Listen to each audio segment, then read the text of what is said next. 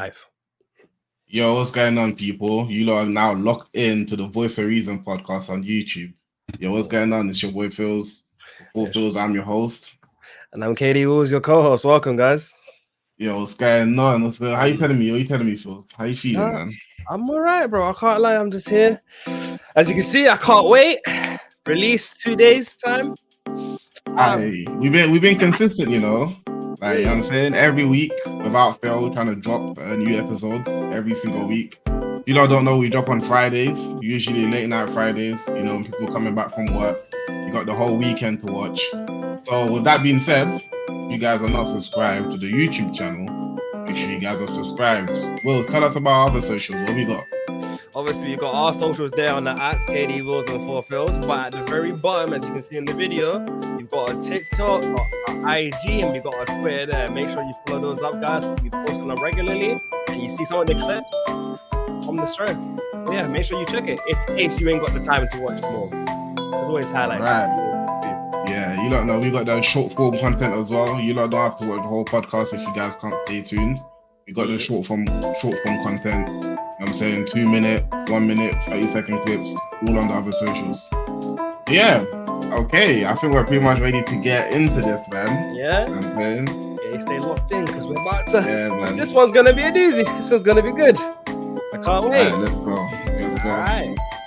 You want to start first, or do you want me to start first? Who's going first? Who's going first this week? You know what? I think I went first last weekend, so I might let you go. Did you? Yeah, I think you so. First? Yeah, I think I'll let you go first this time. Or maybe it was you. Alright, cool. Yeah? I can go first. Yeah? Alright, before we even start that though, if you guys don't know, if you guys are not aware how this works, in this podcast, we bring our own topics to the table. I bring some topics, Wills bring some topics. We don't tell each other what these topics are. So when we bring these topics to the table, it's a surprise factor. We don't know what the other person's gonna say. So when we talk about these things, it comes straight from the dome. We don't really revise what we're gonna say or anything, unless we're talking about our own topics. So if he asks me something, I don't know what he's gonna ask. So vice versa for me to him. So, yeah. Okay, let me go ahead and get ready. Got my banner for this too. There you go. You know, my question is I got a picture of myself up there. You know what I'm saying? What kind of topic is this? I got a picture of myself up there. Oh, okay. Right. This is serious. As you guys can see, my first topic is I want to like have a discussion about this, right? So how hard is it to become a pro player, like a professional player, like a top 1% at the game? And it can be for any game. You can talk about for fighting games because we're more familiar with fighting games. If you don't know, we play fighting games a lot. But this could also expand to any genre too. But how hard is it to become a pro player, in your opinion? How do you feel? I think it just varies on different genres. I think it's easier in certain genres than it is in other genres. 100%. I feel like it's like that. I feel like if you're talking, let's say talking fighting games, I think it's one of the hardest ones to get into for like to be a pro player in, because obviously you have to do. I feel like with the other genres, I feel like you can do less and be more seen and noticeable to become a pro player. Whereas I feel like fighting games, if you're not in the top 3 or top 5, or you didn't have a really exciting match, you're not gonna get noticed, and then they're not gonna get. It's hard. I wanna kind of add on to that with the whole getting noticed thing. Like in a fighting game, you have to there's no teams. If you play some of these games, like let's name game, maybe Apex, maybe Call of Duty, maybe Overwatch. These are all like in competitions. These are team-based games where it's teams playing against opposing teams for the most part. You know what I'm saying? Like it's not all on you. You have a whole team. It's about teamwork. You probably can't do it all by yourself. You probably need your teammates to perform well on the day of the tournament. But with fighting games, you're alone. You travel alone. If you're not sponsored, you're spending your own money to travel alone to go to a tournament that you're not guaranteed to win. And with tournaments and fighting games, it's also very different because a lot of people don't care unless you won the tournament. Second place, third place, people forget so quickly. Unless you're the person that won that tournament, bro, it's hard to make a name for yourself or get recognized a lot of the time. Unless you have super consistent, unless you stay really consistent, and even if you have high placings, if you're really consistent in high placings, then you're behind as well. 100% it'll be hard though. But the thing is, how do you know you're a pro player? Like, what's the benchmark? I was gonna ask this. Like, what's the Yeah. benchmark to know that you're a pro player? Like, is it doing really good in a tournament? Like, how do you identify yourself as like a pro player?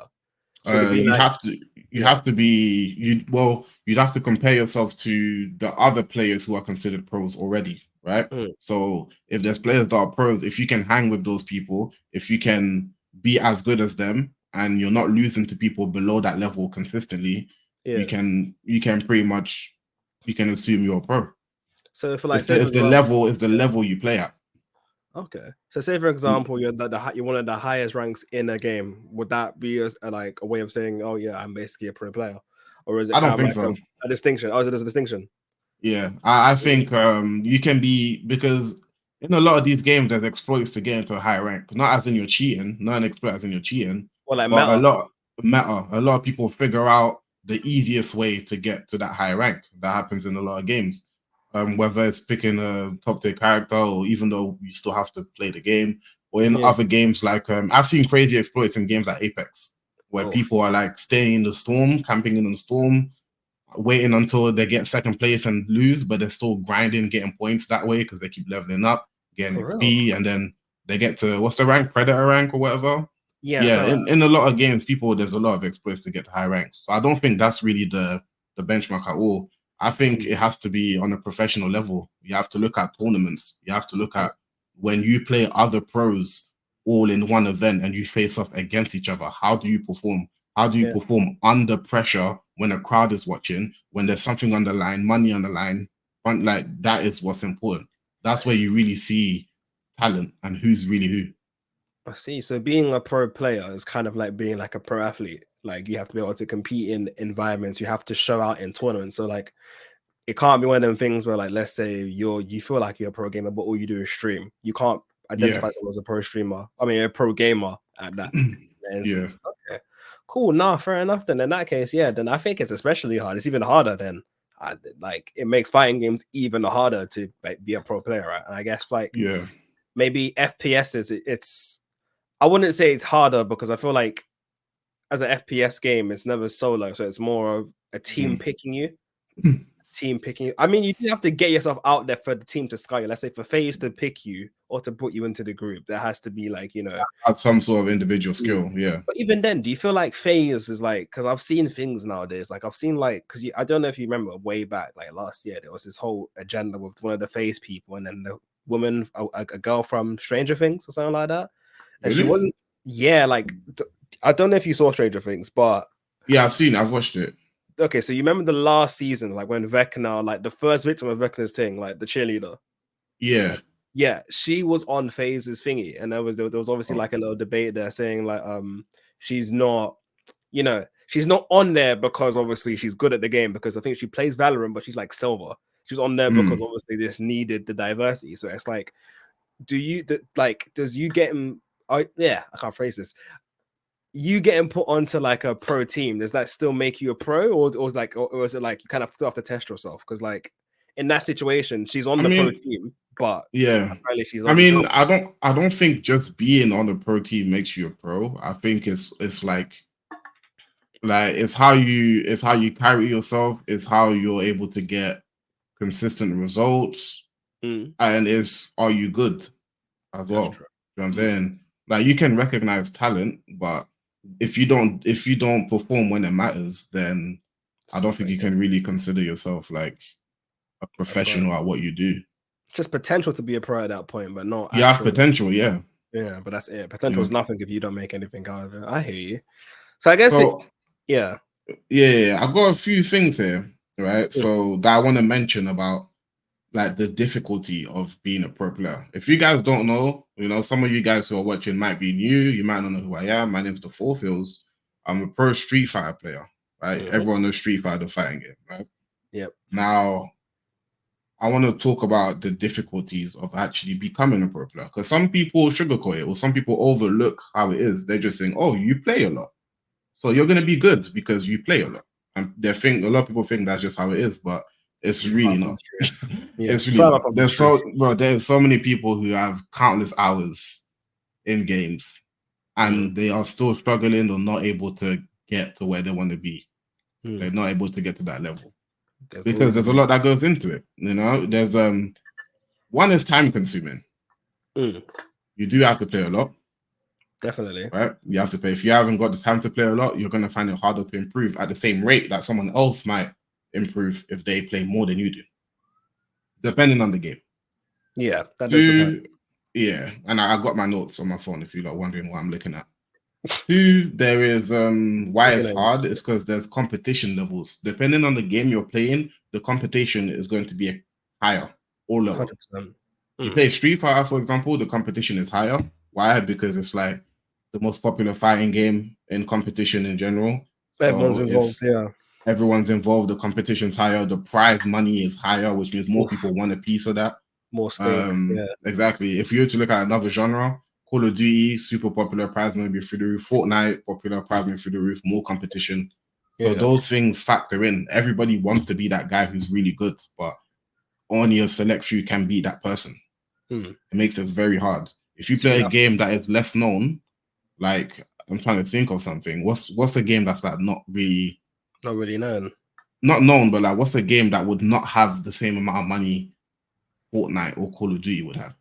Let's say what Brawlhalla. I was gonna say Brawlhalla. Let's say Brawlhalla. Yeah. Let's say Brawlhalla or Smash. Or something. Nah, Smash has a crazy price, bro. I can't lie. Oh, do they? I think it's like it's Brawlhalla or like that Nickelodeon Smash game. That Nickelodeon All Stars, yeah. Let's say one of those games, something like that. It's probably still hard to be the best or one of the best or a pro player at that game because there's still a lot of people trying. There's competition, but compared to the competition in a lot of these other titles, it's not comparable. It's still going to be an easier time to get there. Less people to overcome or overstep. Exactly. And then there's also playing catch up against players that are already established.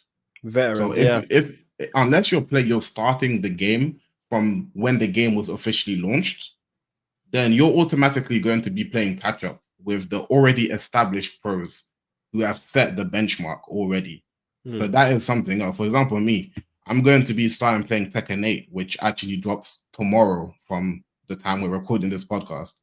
I'm going to be playing catch up with a lot of the pros who are already established. I'm not established within the Tekken community. So that's going to be something I have to overcome and understand. So that's another point. Playing catch up is another point. It's a serious point. I've got quite a few, you know. Then there's getting consistent results. I talked about this like just earlier already. Like you have to you can't just do one thing great and then be like, oh, that's it. I've proved myself I'm a pro. You have consistency is a skill.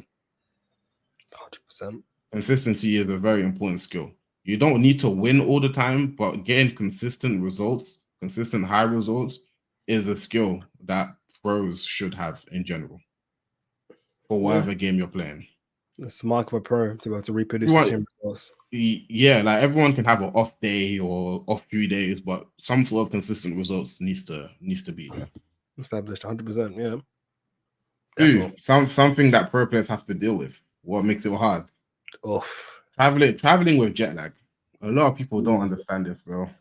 That sounds mad. Especially if you're new to traveling to events and you're not used to it yet. Traveling with jet lag is insane, bro. I can imagine. A lot of the time, right? When you get flown out to events, this is like, say you're sponsored or whatever, or you get invited to an invitational event. When you get flown out to events, usually you play the next day that you arrive. So you fly out, you're probably jet lagged because you're in some next location with a time difference, right? And then you're tired, you'll need to sleep. And then you're probably going to wake up at unusual hours because you're not used to the time difference, right?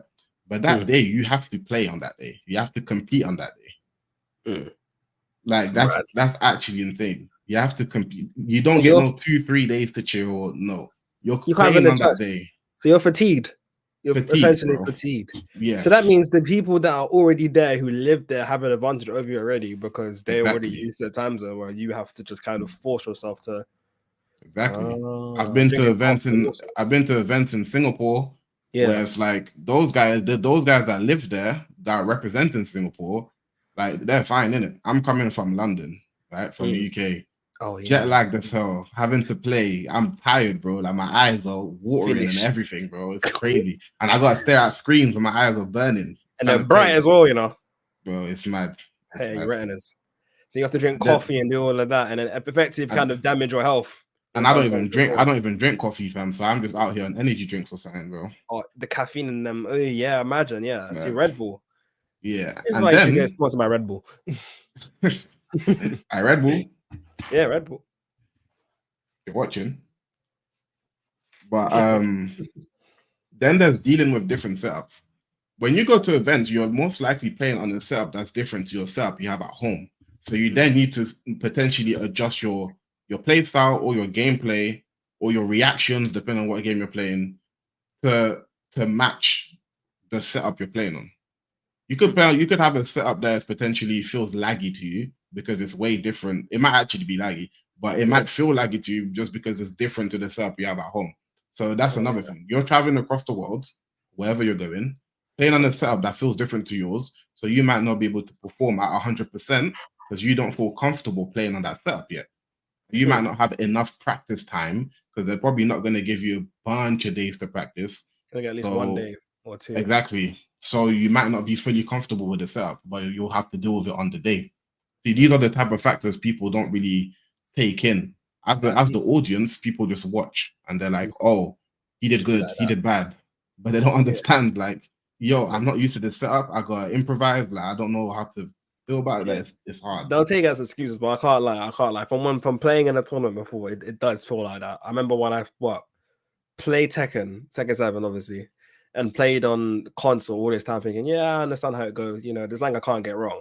And then when I jumped onto the PC version of the game and played in the tournament for the first time, I was like, whoa, why is it all feel different? Why are my inputs getting delayed? Like, why are my inputs so fast now? Like, it Yeah, changed my life realizing how, like, my eyes were looking, it's like my eyes were looking at something I've never seen before. Like, I've never seen, man, like, this set of moves before. Like, it changed the whole perspective. So believe me when I say, when Pulse is talking about that, it is serious when the setup isn't the same. it's hard.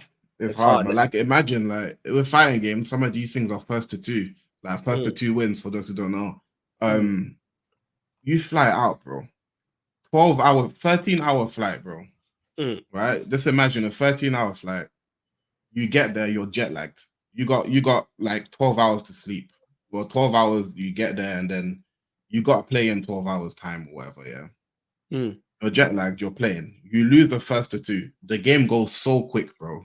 Like you flew out 13 hours to play for like 4 minutes, bro. Yeah, 4 minutes, if And that. then if you lose that game and you're eliminated from the tournament, that's it. Fly back out. Like, Yeah. bro. Yeah, but then to watch the 4 whole tournament minutes. or just go. Do you know how quick that was? And then you're gonna go home, watch the VOD back, and be like, I made so many errors. Why? Because I was jet lagged. Yeah. Or there was another issue, or the setup, or there's always something, bro. Like, I don't know if people realize, but like, obviously, every game, like, if there's a monitor issue, it becomes a problem. But with fighting games, it's more like crucial because obviously every game has frame data and stuff like that. But with fighting games, it's 60 FPS, so every frame counts. Every frame is like 1/60 of a second or something like that. So like every frame technically matters, and if you miss a frame because of the monitor or because of the monitor or something like that, it can really affect your game. So like but with shooting games, it's not as bad with shooting games, but with games like fighting games, it's crucial. It's very crucial. It's tough. But like, so that's another one. And then there's dealing with balance patches and game updates. When the game gets updated, a lot of things can change. You might be a player that benefits so much from a particular play style within the game, whether it's a shooting game, fighting game, anything. You might benefit from playing the game in a certain way, right? A balance patch or the game could get updated and they change something within the game that makes your way of playing no longer viable for tournament, for competition. All of a sudden, everything your victories have been built off of is gone. You have to switch up your whole play style. You got to change everything about you as a player in order to proceed. Yeah, that can change someone's entire career. That's insane. You're catching up again. Exactly, that can change someone's entire career. So when it comes to being a pro player, you have to know how to deal with situations like that because that's happened to pretty much almost everyone who's had some sort of longevity within the pro scene. That and the fact that obviously, yeah, you might have to start off your new thing and stuff like that, but obviously, like, you have to also quickly adjust your play style or like adjust to the balance matches of other characters as well, because if they've changed as well, you need to know exactly what has changed. How can somebody use it? You'll get into the mind of the player as well, and then make sure your vibe, like, you're ready for the tournament, because obviously people could be doing stuff that you haven't seen yet, and there's not enough prep time for you to adapt to the situation or understand what to do in the situation. And if it's anything like Street Fighter, there's only several ways that you can stop something, and if you don't know how to stop it, you're stuck. You're done. So it's hard, man. Like you gotta do things quickly. Like, especially if you're a sponsored player, your sponsors are not they're not just gonna wait on you. Like, at some point, if you're not getting no results for a certain period of time, they're gonna start looking at you sideways. Like, okay, what are we keeping you on the team for now? You know? They let you go, as well. Exactly. That doesn't look good. That doesn't look good on your resume as well for being a pro anyway. If you're trying to launch into other things. Some pros become commentators because they just can't be bothered with the game anymore, or because they just can't be able to keep with it. Also, this is no shade to commentating. Commentating is not easy as well. You 100%. Have to keep talking. Even sometimes you have nothing to say, but you have to create a conversation. You have to like. Also, bro, from doing the podcast, I can tell commentating events is not easy. My throat gets dry. I gotta take water breaks. If I ain't got water, sometimes I just sit here because I don't want to leave you guys, and my mouth is dry by the end. Like it's mad. But it's serious, man. But unless you're like at a starting point with commentary where you're doing stuff for free, most commentators get paid, like guaranteed they get paid. Yeah. Whereas they get paid guaranteed. They show up, they get paid guaranteed, and they do the job. With players, specifically for fighting games, but I'm pretty sure for a lot of these other games as well in general, if you don't get a certain placing, if you don't place high or a certain requirement, you don't really get paid. Yeah, I'm pretty sure. Yeah, it's all single bracket elimination for most things, like Overwatch and COD League and all that stuff. Unless it's an invitational where it's like, oh, everyone gets an appearance fee. Right? Yeah, that might be a thing. Yeah. Unless it's something like that. But if it's like an open tournament, anyone can join in, whatever, you're not really going to get none of that prize pool unless you actually perform well. Oh, especially if you put money into it as well to join in, the entry fee. Yeah, you probably traveled to get there and put money to enter. Yeah, and that's a lot. Imagine. It's a lot of mental. And then obviously, like, building on what Phil said before about the balance change thing, you have to then put time into learning, and if you don't have time to do stuff, it's gonna become a problem. But there was a saying that our teacher, I don't know if you remember, Miss Denny, science. I actually do remember. Yeah. His big science teacher. He always said, "Practice doesn't make perfect. Perfect practice makes perfect." Because obviously, you can practice for as long as you want. If you're not doing it the right way or the correct way, it doesn't mean anything. But if you practice it the perfect way, even if you have limited time, you can make the best out of that time and try to excel yourself. So yeah. No, that's definitely true. It's definitely about how you use the time. 100%. A lot of people try to improve, and they have the time, but they're not using it correctly. They don't know what it is they need to improve on. They don't know what they're missing. So it's just time wasted. And then you have to. Yeah, 100%. Then you have to go and find guys if there hasn't been one made yet, or you have to ask another pro player who might not even want to help you because to him you're competition. So it can be really hard for a pro player to become a pro player in those circumstances, especially. And then there's other people that shoot up a lot quicker because they identify all of their weaknesses quicker than others. Immediately. Or they understand the game much better than you, and they apply with it. Yeah, it's true. It happens all the time. And then and then my last one was pressure of being sponsored. Like, competing in a tournament for yourself is different than competing for a tournament while you're sponsored as well, because it's added pressure. For yourself, it's your own money that has been wasted if you perform badly. It's your own trip, it's your own flight back, all of that.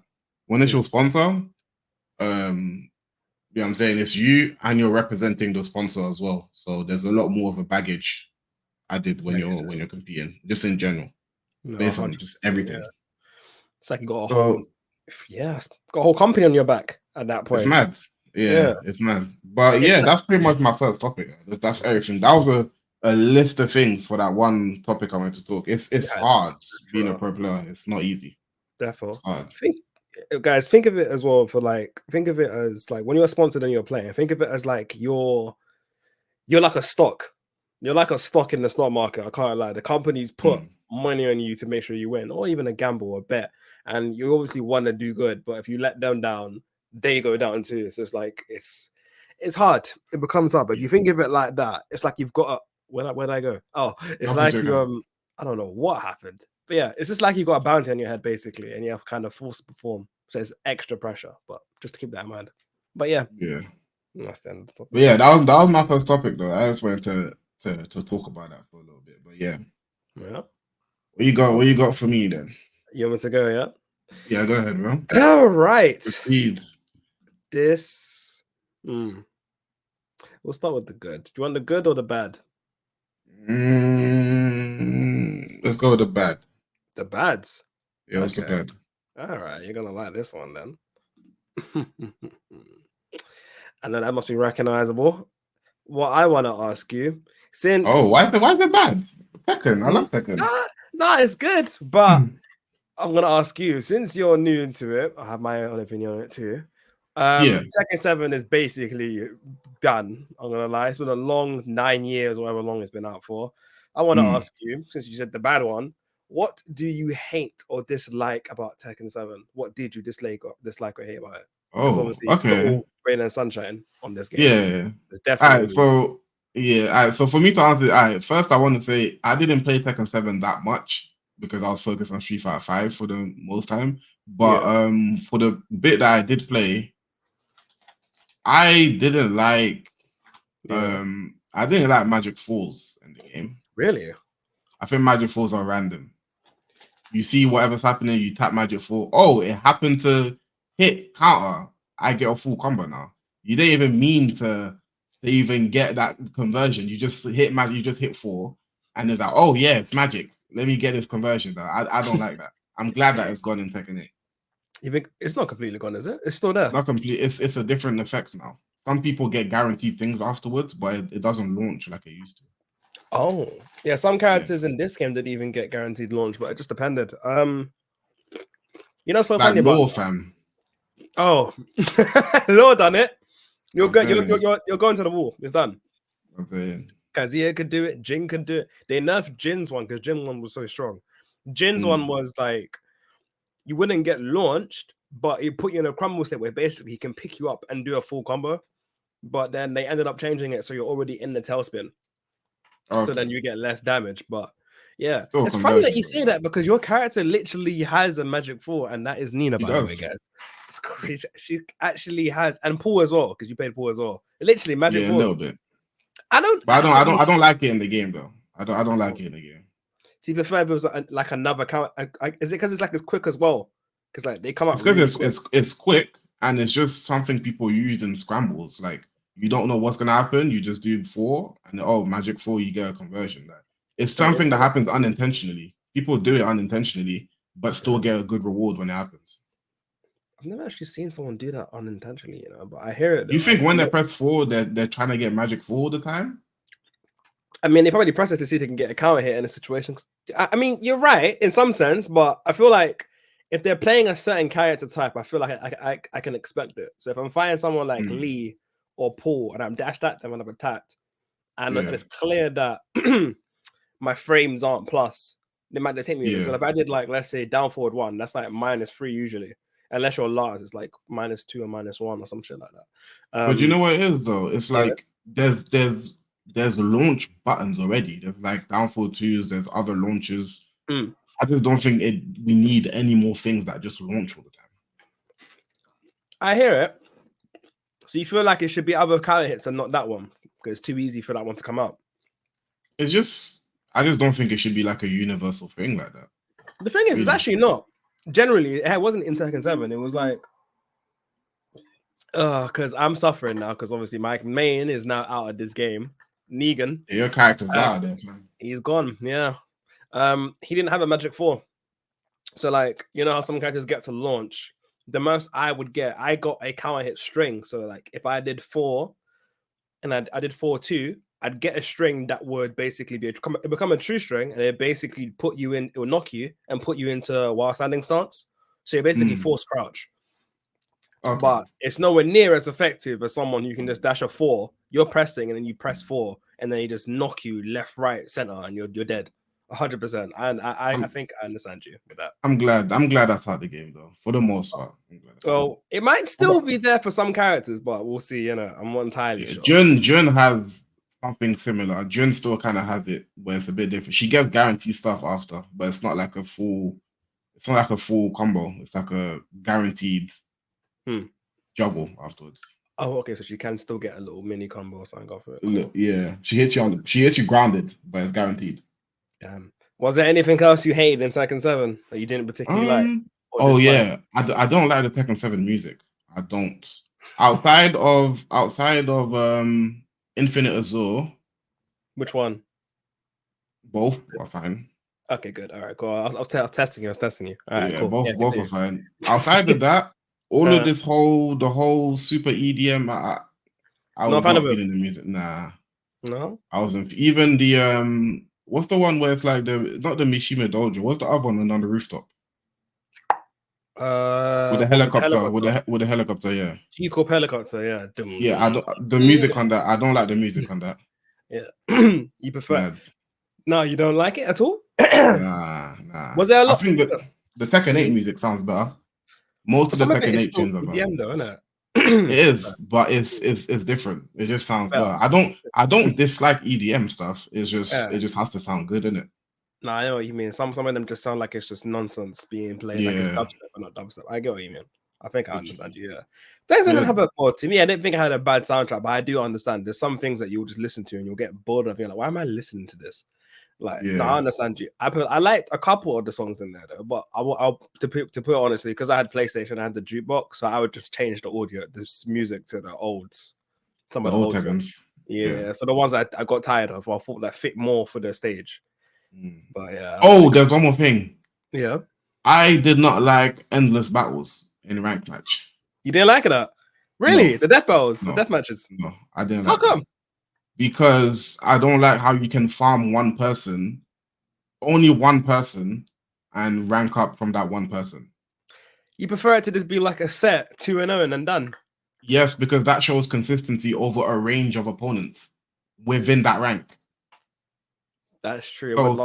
It shows consistency. Yeah, let me actually repeat that because that's a quote, fam. It shows consistency. It shows consistency of your performance within that rank. So you're going to play multiple people within that rank or around that rank instead of just playing one person in that rank and ranking up off that one guy because you can beat him 20 times. And he's a fraud. Yeah, it's true. You know what I mean? I think it's much better to have it how it is now in Tekken 8, first to 2, and you leave first to 2 and go on to the next. Really? Yeah, that's much better than before, because Tekken 7 originally didn't have the deathmatch ring. They had it as, I don't know if you know, they had it like you could play once and then there's like a revenge match. And if they set the revenge match, then you play it. That's it. So it was literally, it wasn't even a best of two thing. It was just revenge. Yeah, like it was just revenge match. Literally, it was play once. If you won or lost, revenge match. If you accept the revenge match, then if you won or lost, that was it. There was no other play.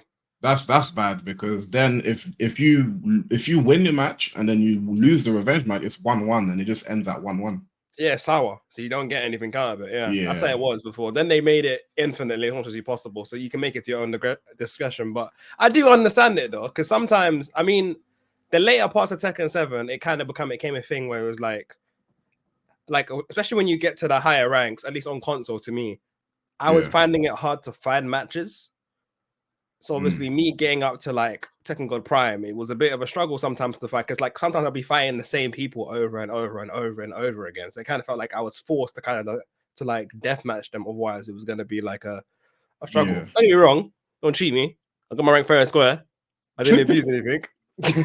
But like in that rank, I kind of didn't really have a choice. And sometimes in those ranks, because it was so like crucial, like the points, like the rank system at that point in that level, once you lose points, it's massive compared to how much you win. So it's like if you're winning someone, you shouldn't stop. But I do understand it. The revenge matches, like playing first to two, is a better indicator of skill, and it'll prep you for a tournament. It's less cheesy as well, man. Like people are cheesing one opponent for like 2 hours to rank up. Like it's cheesy. But to be fair, I think earn it. You have to earn it. You have to earn it, bro. Earn it. First to twos, earn it. But like, I mean, you can't farm them for that long unless like they were already low in points. Because like, at least you don't understand. Someone like me. Sorry, my bad. You don't know. Someone like me. Yeah. I will keep losing, and I will keep on losing until I win. Until I'm able to keep winning. So if someone keeps on beating me, I will allow them to keep farming me forever until I find out how to win. Do you know what I'm saying? And there's other people that I've met that are also like that. So then it creates a thing where it's like, oh, he's just ranking up over and over again, and I'm not gonna stop until I figure out how to win. So we've been playing for 3 hours. So it's like a safety brace for you, because you know you can't control yourself when you start. Because like it's the pride, the Saiyan pride in you. Like, do you know what I'm saying? Like it's a fighting game. We're not supposed to give up when we lose, right? We're supposed to get back up and fight. So if it's gonna be an endless battle, like it just don't make sense. It doesn't make you want to, like, why would you just quit and stop fighting the person? I mean, in some instances, like sometimes you need to know when you'll be in it, because obviously if you're like, I get it, like if it's close every time and then it's like, nah, I can beat him. I know I can beat him. I get those, because I 100% get those. But it was like, if he's smacking you 3-0 and you're not like progressing in any way, and it's been like 3 matches, I don't see the point of you continue. Like I used to have like a rule when I played the game: if I lost 3 times or twice, I'd stop playing them, because I know it can go to a spiral. Because at that point, let's say like, because obviously the points get lower the lower rank you are. I mean, like the lower you, like in comparison to you two, like if you're the same rank, you get the most points. You get more points, but if you're like three ranks apart, it goes slower, innit? Yeah. Same thing for if you lose. If you lose the maximum amount of points for the same rank, lose less if it's someone higher than you, or vice versa. It goes down basically. So it's like, if I'm losing and I've D-ranked at this point, I'm not gonna play him anymore, because there's no point. Because at that point, if I beat him, I'm gonna be like, yeah, I won, but at what cost? The demotion match. But the thing is, the game has to set that rule, which is why I like what Tekken 8 is on, because otherwise it's like people are playing for their own benefit and not really. It's not equal. Yeah, it's not really equal. Like I might feel like I've had enough playing this guy. I've played him 2 games. That's enough. It's the first of 2 in my eyes. But in his eyes, he's like, this is an endless battle. You beat me twice. Why are you leaving? I wasn't finished. I ain't had time to learn. Run it back. Like, where you going? You know what I'm saying? So I wasn't finished. Exactly. Think about it. Probably every single time you've played someone, one person has had a little sour taste in their mouth because they weren't satisfied with the match. If you were satisfied because you got your rank up, the other guy was salty because he wanted to beat you. But it's the first to 2, and the game tells you it's first to 2, and it ends the match after the first to 2. There's nothing else to be said. You're both forced to go next and find each other again afterwards. It's like a tournament. Yeah, no, I hear it. And if you want an endless battle, you invite the guy to a lobby and you guys play well. Like, just run it forever. Yeah, no. And then you have to be friends. And if you're just angry at the guy, yeah, no, I hear it. But I feel like that's what separates the pros from just the players, because obviously the pro will acknowledge when he's been beaten, when he needs to go and learn and play. Whereas someone who's a player will just be like, nah, I'll play infinitely. But they get into it and they don't realize that they're making more and more mistakes. And I feel like pro players, it's funny, we were talking about pro players earlier. Pro players have to decide whether they know when they're beat or not, or when they need to improve or just learn. Because obviously Tekken's not a game where you can just like clock in and be like, I got it. You know what I mean? Like they can't just force memory and be like, oh, I've downloaded you. Kind of. But fighting games in general, general, you literally have to go in the lab, man. Sometimes 100%. It takes watching your replays. You can't just figure it all out on the spot a lot of the time. And especially Tekken, it makes it even harder because Tekken, there's so many different variables. And now Tekken 8 with the heap stuff. And then obviously this had rage drive and stuff before, and rage, because people spam rage. Oh my god. You know what? That's one thing I hated about this game. But actually, do you have any more? Rage. No, that's it for me. Yeah.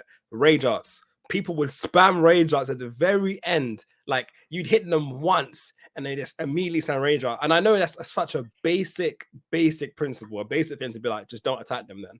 But like, how do you know when they're gonna do it or not? Because like there's some times where obviously I've lost to Rager, and it's like, why am I losing to this? Because obviously, like, I've smacked you across the park. I've put you into the corner. I'm there now setting my Oki, and I'm ready to attack you and finish the job. You said, actually, not anymore. Rager, bang, I've died. I've lost like 50% because Man you're on said great bang. health. I said, bang, domain expansion, you're dead. That's what it is. It's a domain expansion. Cheap Nah, domain I hear expansion. it. Cheap Rager. That's It's what back. it was. It's back in Tekken 8 though. Rage Arts are still about. Yeah, 100%. And honest to God, I think I'll be a bit more okay with it now. But it's one of them things that I struggled for a long time with on Tekken 7 because like, how do I know when not to attack? Because obviously, if I don't attack, if I do attack, I risk getting Rager, and I can't jab and then block like you have with other moves. But obviously, unless they're like no, go ahead. Oh, but I was gonna say unless like, but I was gonna say, but if I do nothing because he's on low health and I see and I don't do anything, I've just lost my neutral. I've just lost my turn, and I have to wait in neutral again to restart it to then hopefully make sure he doesn't press it. And if he does press it when I'm not expecting it, then what? Yeah, it's a bit random, isn't it? Unless they're reacting to something you've done, then it is kind of just either a hard read or it's just random Rager, isn't it? 100%. Plus, losing to a Rager in general is just annoying because like they do a lot of damage, man. Yeah, you didn't beat me. Oh, that's another thing. Tekken 7's damage on Ragearts is higher than Tekken 8's damage on Ragearts. Is it? From what I've seen from playing, the Ragearts in Tekken 7 deal way more damage than in Tekken 8. Yeah. Tekken 8 still does damage. Obviously, the lower your health is in Rage, the more damage it does. But yeah, the comparison, it still seems like Tekken 8 does less damage. It's more scaled. That's something I like about it because obviously, yeah. But with what else did I really hate? I hated the balance patching. I hated the balance patching in Tekken 7. I didn't like it. Is that because of what they done to your characters, or is that just in general you didn't like the game? I'll be honest, my characters were trash from the beginning. Lucky Chloe was my first ever main. She was trash from the start. Man played Lucky Chloe, you know, bro. What made you want to play Lucky Chloe? You know what it was? I don't know. I just saw that she was agile. I said, okay, cool. Let me try this. She's agile. She does this. Like, yo, don't get me wrong. It's crazy. I'm not into idols like that. But it was like, yo, I don't know. It just appealed to me because she's like fast combat, quick, in, out, got a little gimmick here and there. I thought it was cool. And then she did mad damage off a Kali rock. She did like crazy damage. I was like, yo, off the bat 10 things. I was like, I'm going to do this. But obviously, I learned Lars as well after that. Lars was trash. Lars is manageable. Lars is calm. In Tekken 7, he was one of the worst characters. I'll be honest, he's probably one of the worst characters. Lucky Chloe was actually better than him. It was actually kind of funny. Not gonna lie, Lars had the best war carry in the game, fam. I still refuse to believe he was bad. No, okay. That was only at the end of the game, though. At the end, he wasn't bad, fam. At the end, he wasn't bad no more. No, he was still bad. He was still bad. That character was nonsense. Because that, like, you think about it, anytime a Lars did a low and you blocked it, you'd launch him. He had no safe lows. He had to risk it, and then his little stance thing. You could jam him out of his stance with any move. I can't lie. Most times, it got so bad that they ended up giving him in the season 3, season 2 patch, whatever. When they added new moves, they gave him an armored move in the stance because people would just interrupt him, and they obviously the developers were like, yeah, no, he's getting interrupted. So then, Lars was just horrible from the start to finish. And there was that one period when he was like a top tier. And it's only because of a glitch, because they made him, he's one of his moves into stance, a true string. So it would pair into his rage drive, and then he could go crazy. But it was 4-2-1. I don't know if you know what I'm talking about. The move where he goes like bang, into bang, stance, 4-2-1 into stance, and he does the punch. Yeah, and it goes rage drive. Yeah, that was broken and he's top tier. But then it didn't last for long. It was a mistake. It was like a bug or something like that. So that happened. So he was garbage too. And then obviously Negan was terrible. Like, it's bad when you release 2 characters at the same time, Julia and Negan. One, everyone knows that Julia's good. No one knows what Negan is. So that was one thing. And then obviously the top tiers in the game were ridiculous. Leroy was the most broken character in existence. Forget Akuma, because at least Akuma, you had to have some form of skill to do the stuff that he was doing and the crazy combos. But Leroy was so broken. Oh my god. It's not even that he's one of my worst matchups with Negan. Yeah. He was just so obnoxious. He had every single move from every character, but just better, 10 times better. Bro, I kid you not. This is what made me so bitter as well about it. a guy, played this character called Perry God Bushu. I don't know if you've ever heard of him. Yeah, he Nah. got to Tekken God. These times I was struggling at Fusion with Negan, and he's terrible moves, terrible frame data. Yeah, this man got to Tekken God, and I promise you, in a stream, he said he did not know how to block. He didn't know that holding back was to block.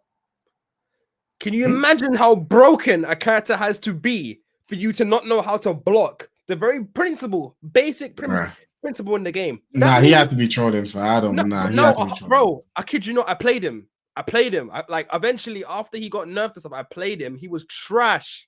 He was garbage. He dropped his rank. He was garbage, bro. I can't lie. Bro, that if you didn't know how to backdash, that means you didn't know how to sidestep. If you didn't know how to sidestep, that means Leroy was so powerful. Wait, so what was he doing? He was just pressing buttons, fam. No, pressing buttons, parrying. Leroy was too ridiculous at the time. Leroy was so bad at launch that at every tournament, he was basically fighting Leroy's. It was like every top 5 or top 8 was basically Evo had Leroy. all top 8 was all top 8 at Evo was all 8 Leroy's, isn't it? Yeah. And some of them were bad Leroy's as well, but they were cooking because Leroy was like a SS tier character. So yeah, Leroy was one of the do you think Leroy? So Leroy was one of the things you hated about Tekken 7, right? Well, that and the balancing, but yeah. Yeah. Okay. No, I was gonna say Leroy. Like, do you think that one season of Leroy is worse than Akuma being how he is throughout the entire lifespan of the game? That's a hard question. I want to say yes. Because at least Leroy did get toned down after that season. But Akuma's been damn near the best for like the whole lifespan of the game, almost. Yeah, no, or almost talked about being top 3. Him and the 2D characters, him and Geese. Yeah, no, 100%. I'd like to say that, Leroy in that whole time was 100% worse than Akuma in the whole last one. Because at least with Akuma, nobody knew Akuma was good from the start until Super Akuma jumped on and you saw what he did. And Ponko as well, I guess, because he did crazy stuff.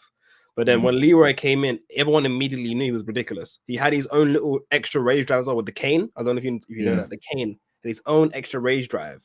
Bro, the character was actually nuts. The character was nuts. So 100% I'd like to say it was ease of access, had to pay for him, so essentially pay to win. And then, I kid you not, for the whole month that he was out, or however long he was out for before he got toned down, all I saw was Leroy's. And I just knew I wasn't good at fighting this character because my character can't do nothing against him. So he was like, and people downplaying the character saying, oh, he's not that bad. Oh, if you parry and miss the parry, you can get launched. Yeah, but for the flipping second, the 2 seconds that he's recovering for, bro, people were going crazy. And man had a parry here, man has an inbuilt parry in his stance, like the low parry stance. If he's in stance, you hit him low, he parries you, then gets a full combo. And if you're at the wall, he can wall splat you from that. Bro, I've died too many times to stupidness like that. I'd rather get TOD'd by Akuma than lose to that. I said you'd rather get TOD'd. That's crazy. You know, man, bro, I'd rather get TOD'd by Akuma because at least I know that took effort for him to do. It's bullshit and he doesn't play Tekken, but I'd rather that. And obviously, Fakuram was bad too. And obviously, a lot of characters that were popular were the ones that really got changes. Whereas other characters didn't get a lot of changes. That's fair enough. I don't know if there's anything else I really hated. I mean, I guess netcode was bad at times. But netcode got better gradually. That's crazy though. I know a lot of Tekken players complain about the netcode, but me personally, coming from Street Fighter 5, would have the netcode is really bad. Like when I copped onto Tekken 7, I felt an improvement compared to what I was getting in Street Fighter 5. Oh no, there's definitely an improvement from playing Street Fighter 5. The couple of times I played it, like the netcode was one of the bigger reasons why I never played that game again. Because I remember I was fighting a Geef, bro. Tell me how my man shadow stepping like he's from Beach. Yeah, and they teleported me and grabbed me, and I'm dead. SPD. Literally flash step. My eyes and man said, and I'm dead. Street Fighter 5 netcode was not good. It was. You know, it's bad when people have to start modding it to make it better.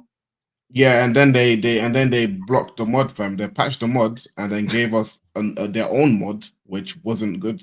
Like, it's not. That makes it worse as well. You sub the solution to your game, and that was on your PC edition as well. But I guess one grievance I probably had with it as well is probably the story. or like the single player modes. There wasn't a lot. The single player modes, you had Tekken Ball, which is cool, but I'll be honest, it lacked features. Like you couldn't play with people online. It was local, like the Oh, Tekken okay. Ball. Like, because that's if you like to play. Obviously, there's some nice little features. Like when you're bowling, certain characters say certain things. Let's say if you had Noctis, he has a little group of him. So like his group cheer him on in the bowling stand. You see them. Like it was cool to see that, but obviously like you can only play people locally, and if you're playing on your, no one's playing bowling on their own. And then obviously the story Yeah. mode. I never even played the bowling thing in Tekken 7. Really, Tekken Ball, you have to pay for it as well, which is actually even more insane. You have to pay for I, the season one. I probably didn't buy it because I definitely Yeah, didn't play it. didn't need it. It's not something that you should pay for because early games like Tekken 5 had Tekken Ball in there. So it should have been something you had to have paid for, and it wasn't even a good feature. It lacked. But they made people pay for frame there. They made people pay for too much in Tekken 7. Yeah, that I hated too. Honestly, personally, at the time, I didn't mind because I bought the season pass. But obviously, from another perspective, why am I paying for frame data? Yeah. You know what I mean? Why am I paying for frame data? But it's been reflected. I mean, probably it's been changed now, so that's all good. And I guess outside of the Tekken Bowl, you had the VR mode, which you never used. You had the gallery, which was cool. The gallery was cool to see. And obviously, you had outside of the story and its boring narration about that one man talking, the story was still good. I forgot about that. They had that guy narrating the whole story, fam. I remember that. Yeah, and then you had like every snippet of characters speaking, you know, of actual animation. But I think that might be to do with budget. I'm not entirely sure. Because you can tell with Tekken 8, I don't think they're gonna have any. You can see the money in Tekken 8, bro. No, 100%. You can feel it. You can taste it. You can hear it, fam. 100%. No, exactly, 100%. But the thing I hated about the story for that though was the character episodes. The character episodes for like any of the characters that weren't involved in the story were very lackluster. It was one battle, they showed you a highlight, and that was it. Like Eddie's whole story was that he was going there to go look for Kazuya, because obviously Kazuya killed his dad. Yeah. And then man's fighting Lucky Chloe, who's a part of G Corp. And Lucky Chloe says, if you beat me, I'll tell you where Kazuya is. And if I win, you become my backup dancer. So if you lose, you have to say, if Lucky Chloe wins, she literally is teaching him how to do her damn moves. And I'm like, rah, that's what Eddie is now. Yeah. It was like, Eddie they were to interesting. backup dancer, fam. I kid you not. She had him dancing and kicking him out because he was getting it wrong. That's crazy. It's very crazy. But outside of that, the character episodes, they were like one match, and it was like, why am I playing this? There's no story. It's not like an arcade. There's no arcade in Tekken. Oh no, there is arcade, but it's not like Tekken 5 arcade. Where it's not a story type of arcade, like where you'd fight and then eventually you find someone, your rival, and then back. Yeah. I don't think Street Fighter even has that now. Street Fighter 6 even has stuff now. Nah, Street Fighter 6. Well, crazy thing, I haven't done Street Fighter 6's World Tour at all. Well, arcade. Even the arcade. I don't even know if it has arcade. Does Street Fighter 6 have arcade? That's how crazy it is. You didn't even know. Yeah, and it has arcade. Oh, it does. I have not done it at all. All I've done is compete in tournaments, play ranked, and training mode. No, that's fair. At least I know it was Tekken's thingy. You know what? Yeah, I think that's all I'm gonna say about hating. One thing I do like about it is what I'm gonna say now, because the next question was, what do you like about Tekken 7? Well, Tekken 7 is different in it because one thing I like about Tekken in general, because I think this applies to all Tekken, not just 7. Okay. I like how the game feels. I like how the execution feels doing combos in the game. Yeah, I think doing combos is satisfying in Tekken. Like very satisfying. It works because it's hard to do, or is it kind of like a thing of it just feels satisfying because it just it's just satisfying because I just like how the opponent is not hitting the ground most of the time. Like you're juggling them in the air as you're doing combos. It just feels good to do. Just strings in general.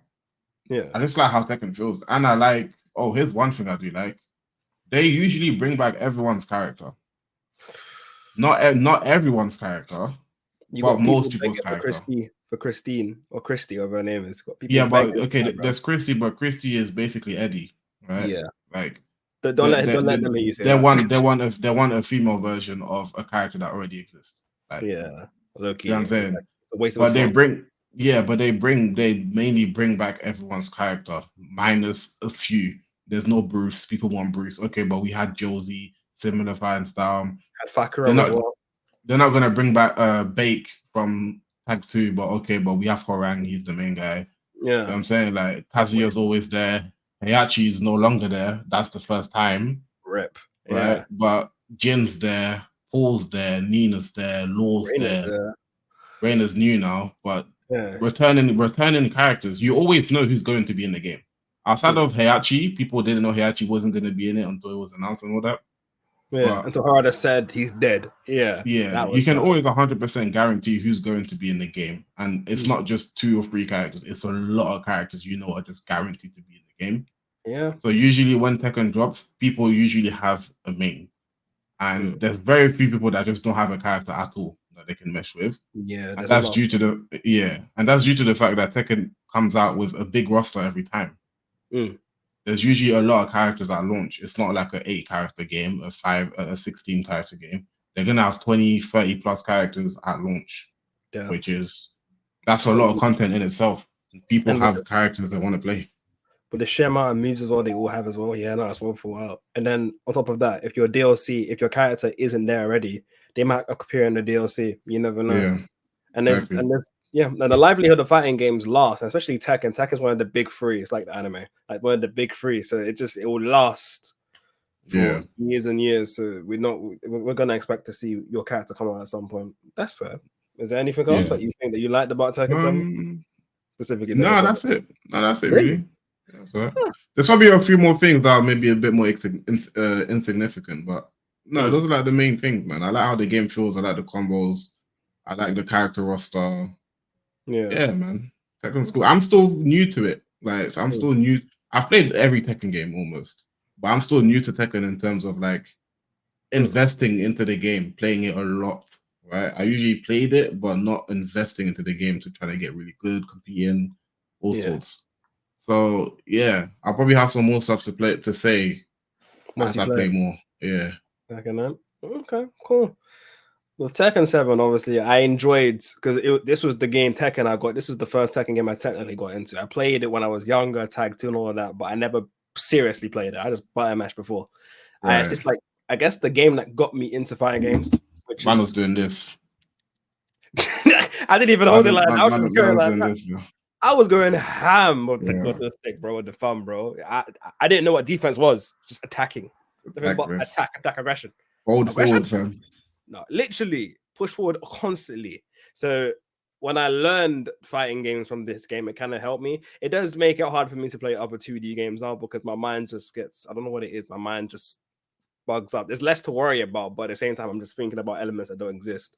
But Tekken 7 generally it changed it up a bit from the previous Tekkens. It made it easier, which might have made it easier for me to learn. It was still hard nonetheless to learn everything. Obviously, I love the fact that they added guest characters into the game because this is the first time they ever done that. Walking Dead, I'd never watched the show until they put Negan into the trailer. And I was like, Negan? Who's that? And I watched it and I can't think Tekken hard and more, like, I can't thank them more enough for them to add that. Because that might be the craziest guest character I've ever seen in a fighting game. Negan. Bro. I don't even play the character, but I can't lie. That's a guest character I never would have thought ever 100%. Would be any game, bro. Any game, right? That's a whole villain, bro. It's a whole villain who doesn't even fight. Well, he does, but he doesn't really fight. So it's like, and it's even like the community that they went after. Like your Tekken game going after a Walking Dead, a zombie series community. Like what? That's crazy. You expect Mortal Kombat to go and do that? Yeah, I expect MK. Yeah, MK, I can see it.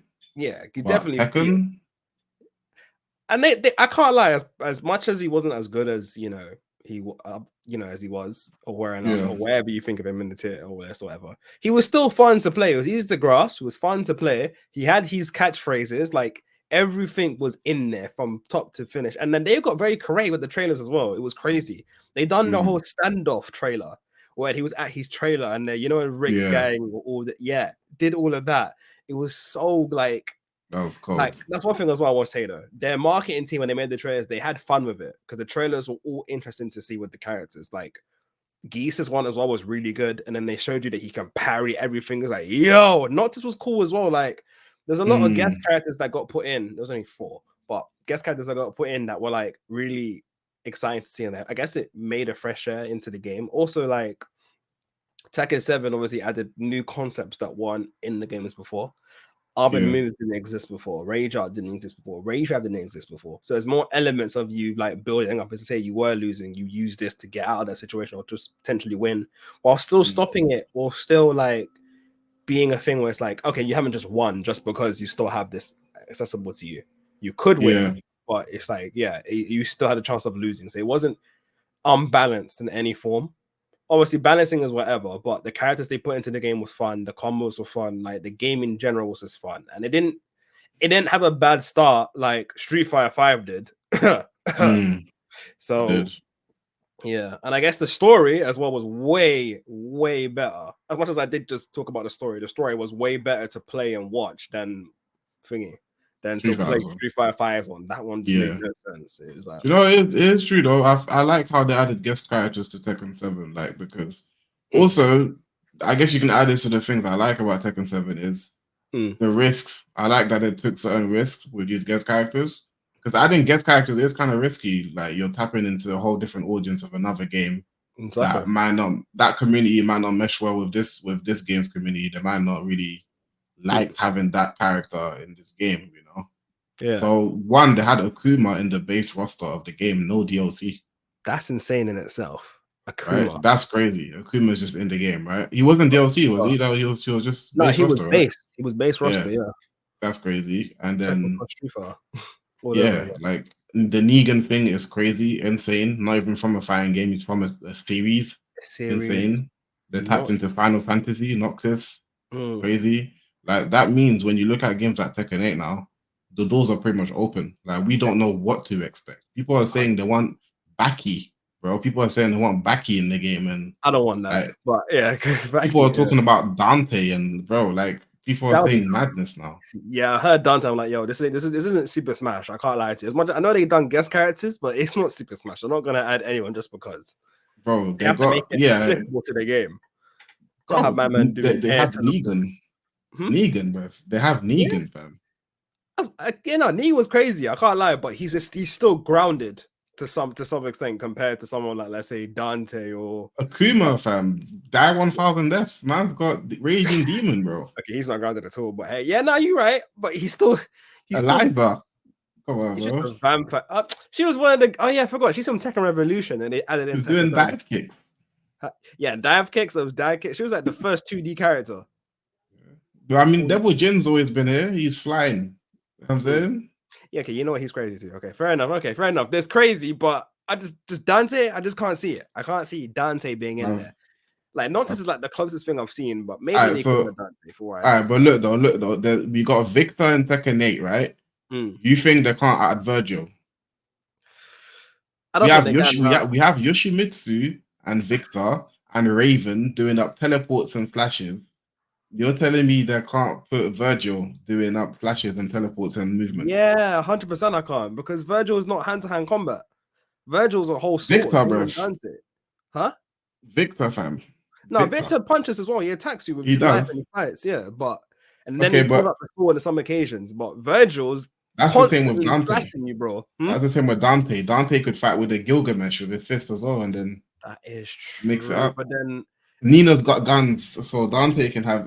Listen, I'm telling you, they've opened up the doors to a lot of these characters, bro. The thing is, with the Dante thing, though, like I feel like that'd be risky because, like, if you remove anything that isn't Tekken, like from his toolkit, people are gonna be like, "Yo, you didn't even add him right," and then they're gonna start like they might lose. I don't know. I feel like it's risky for them to add Dante, but it's possible. You're right. I personally don't think they're gonna add Dante, but I just want to put it out there that the doors are open to a lot of characters now.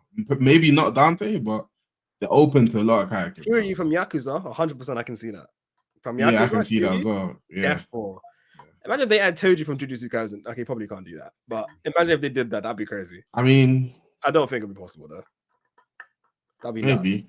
It is a bit crazy to even think about, but I guess you're right. There is a possibility. There's a road, there's a door, there's a way. Also, DLC wasn't bad as well. DLC wasn't actually no. Let me not say it. I just said DLC was. I said the two, like Leroy and Fakram. Leroy and Fakram were peak. Yeah, they were busted. Right. But after that, I'll give it them. I'll give it to them. Everyone else is okay. No one was ridiculous. Julia was really good, but she just was from the start. Okay. What else do I even like? I guess the fact, well, this is more a PlayStation. This is more of a PlayStation exclusive. I like that there was a jukebox option for me to listen to the old school songs. So if I got tired of listening to what you call it, I can just slap on another tune from any old school. That's needed. Yeah. Jukebox is needed in every single fighting game, bro. People don't understand how time-consuming fighting games are. Listening to the same tune, people end up not listening to the game music. After years of playing the game, people end up muting the game's like music. Yeah, and using different songs. Fighting games usually last 5+ years before they make a new version of the game, right? 5 years minimum usually. So it's like people just end up muting the music and just play their own playlist in the background somewhere and play the game like that. So having a lot of choice and a jukebox to play different songs from the previous games is important. It keeps it fresh. It's a godsend, 100%, especially because I didn't play any of the Tekkens besides Tekken 5 and 4. And then I played 6, and I played 3, and I played 2 and 1. So it was eye-opening for me to see that. And obviously the gallery as well, I forgot to mention. The gallery was actually really good as well. I know it's not a feature that everyone would like, but let's say I didn't understand the story. You could go into the story and you get like a recap of what was happening through each Tekken, as well as the arcade openings and finishes and, you know, all that stuff. So it was really good and eye-opening. That's one thing I did like about Tekken. And of course, customization was good. Not for certain DLC characters, because Negan didn't really get a lot of the customization, maybe due to licensing, I'm not entirely sure. But customization in Tekken 7 was really good.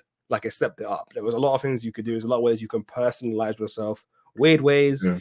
Did you know that certain items had like certain effects? Like, for example, Kazuya, he had this hairstyle that's like a hammer. And you know that grab where he grabs you and he goes like the headbutt. Yeah, the headbutt, yeah. If you killed them with that move, with that throw, if you had the hammer, the hammer hair, he would drill them into the ground. That's mad. I hope they keep that in Tekken 8. Put some of the items that do that. That's like little fun stuff. It was creative. I didn't like that like items, you could use items in real games, but at the end of the day, if you're using items in a game and you lose to them using items, and what does that say about you? Yeah, they're not really viable, innit? The startup on them is crazy a lot of the time. Oh yeah. It's more just trolling at that point if you get hit by it, but you get vexed if you get hit by it.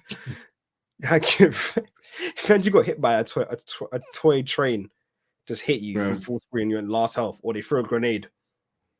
But I had a pistol with Nina in like Tekken 6 or something. She couldn't actually use a pistol. They made it. I might be, fam. Might be. Is that you for this topic? Yeah. You got more? Yeah, I'll think of more stuff if I don't carry up. So hold on. One thing I hated about Tekken was Horang. Continue. Man just had to hate on Horang, you know. He was cheap. Bro, you ain't even got to say ban Horang. I don't even like Horang either. Yeah, I'm with you. Forget it. I'm with you. Ban Horang. I don't like him. Like, I didn't even like Nina, but Horang is a whole different kind of. Whenever I fought Horang, I was like, oh, am I gonna play this guy again? I don't know.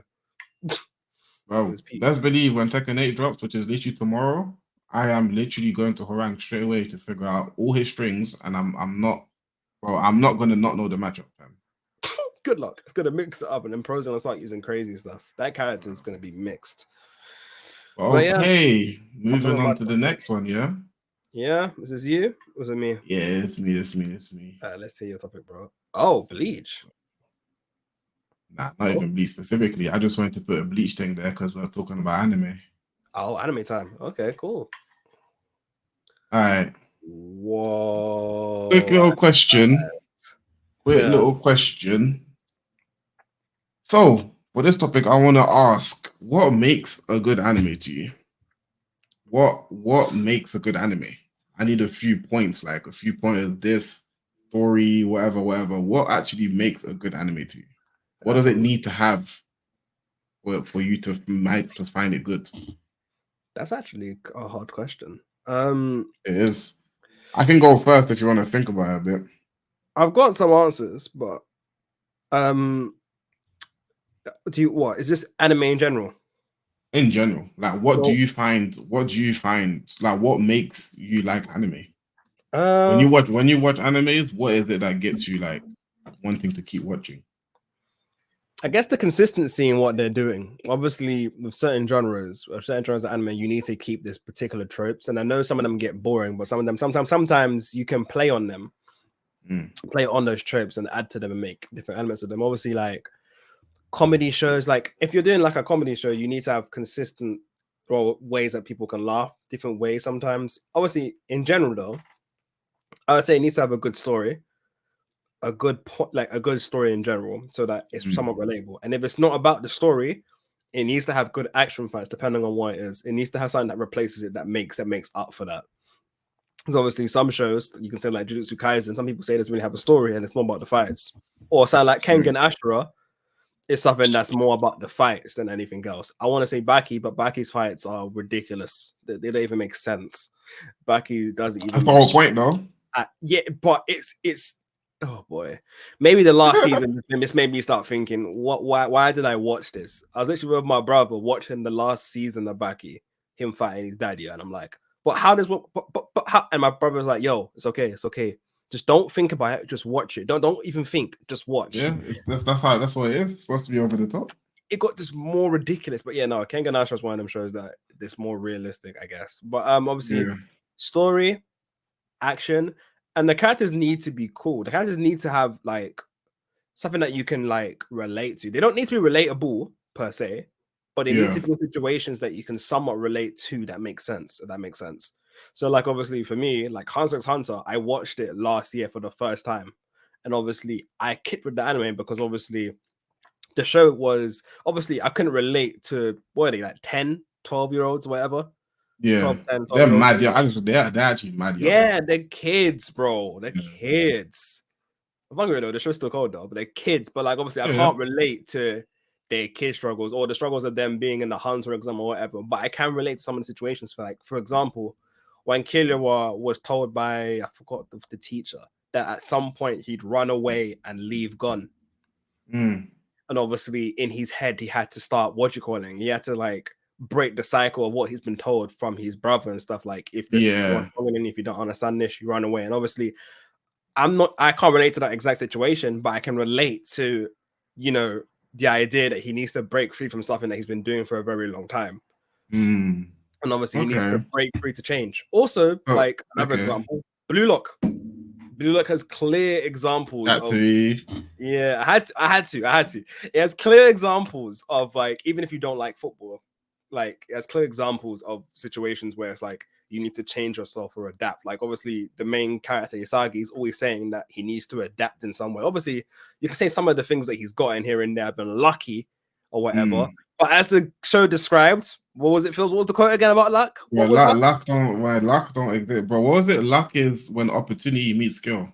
That's what it exactly was. And this is what, hold on, I'd not to cut you off here, but this is what I mean, bro. Anime teaches life lessons to people, fam. I don't think people really deep that.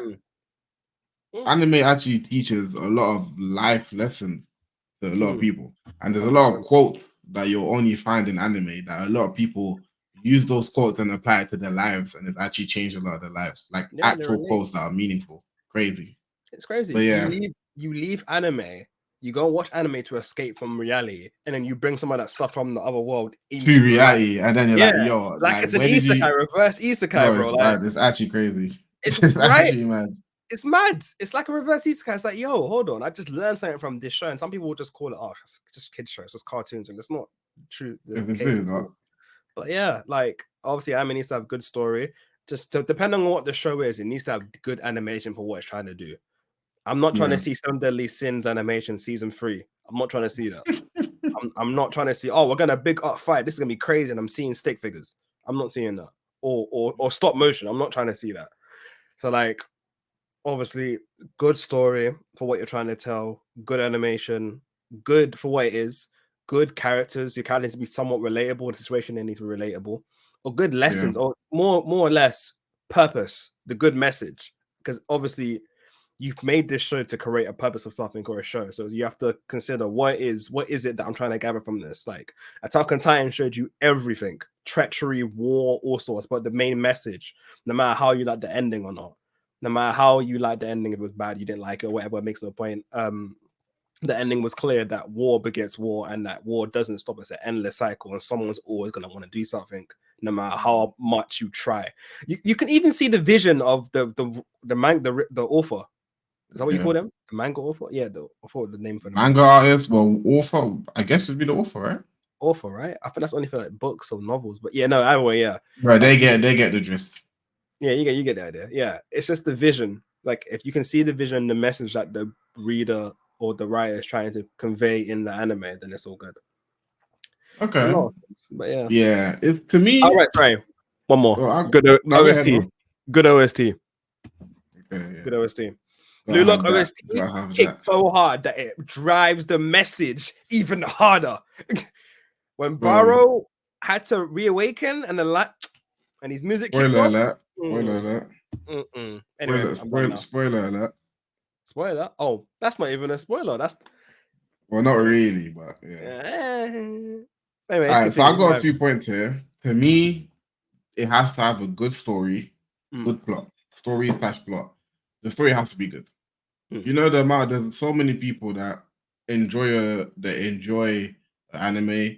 They get towards the end, or they didn't like the ending, or a certain part. Or it could just be one specific part about the anime they didn't like, story wise, that didn't make sense to them, or they didn't like, and they start watching the show, or they criticize the anime severely just because of that one little part they didn't like in the story. Yeah. So I think having a good story is very important. You can have all the animation in the world. If your story is mid and it's not great, it's I don't think it's really gonna hold up to most anime watchers.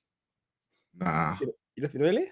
I feel like no, unless the show is supposed to be about the animation or the fights and stuff, and not so much about the story. But if it's like if the story, if it's trying to like display itself as something that has like a meaningful story and stuff, it has to be good. You have to convey it. Yeah, that's true. Fair.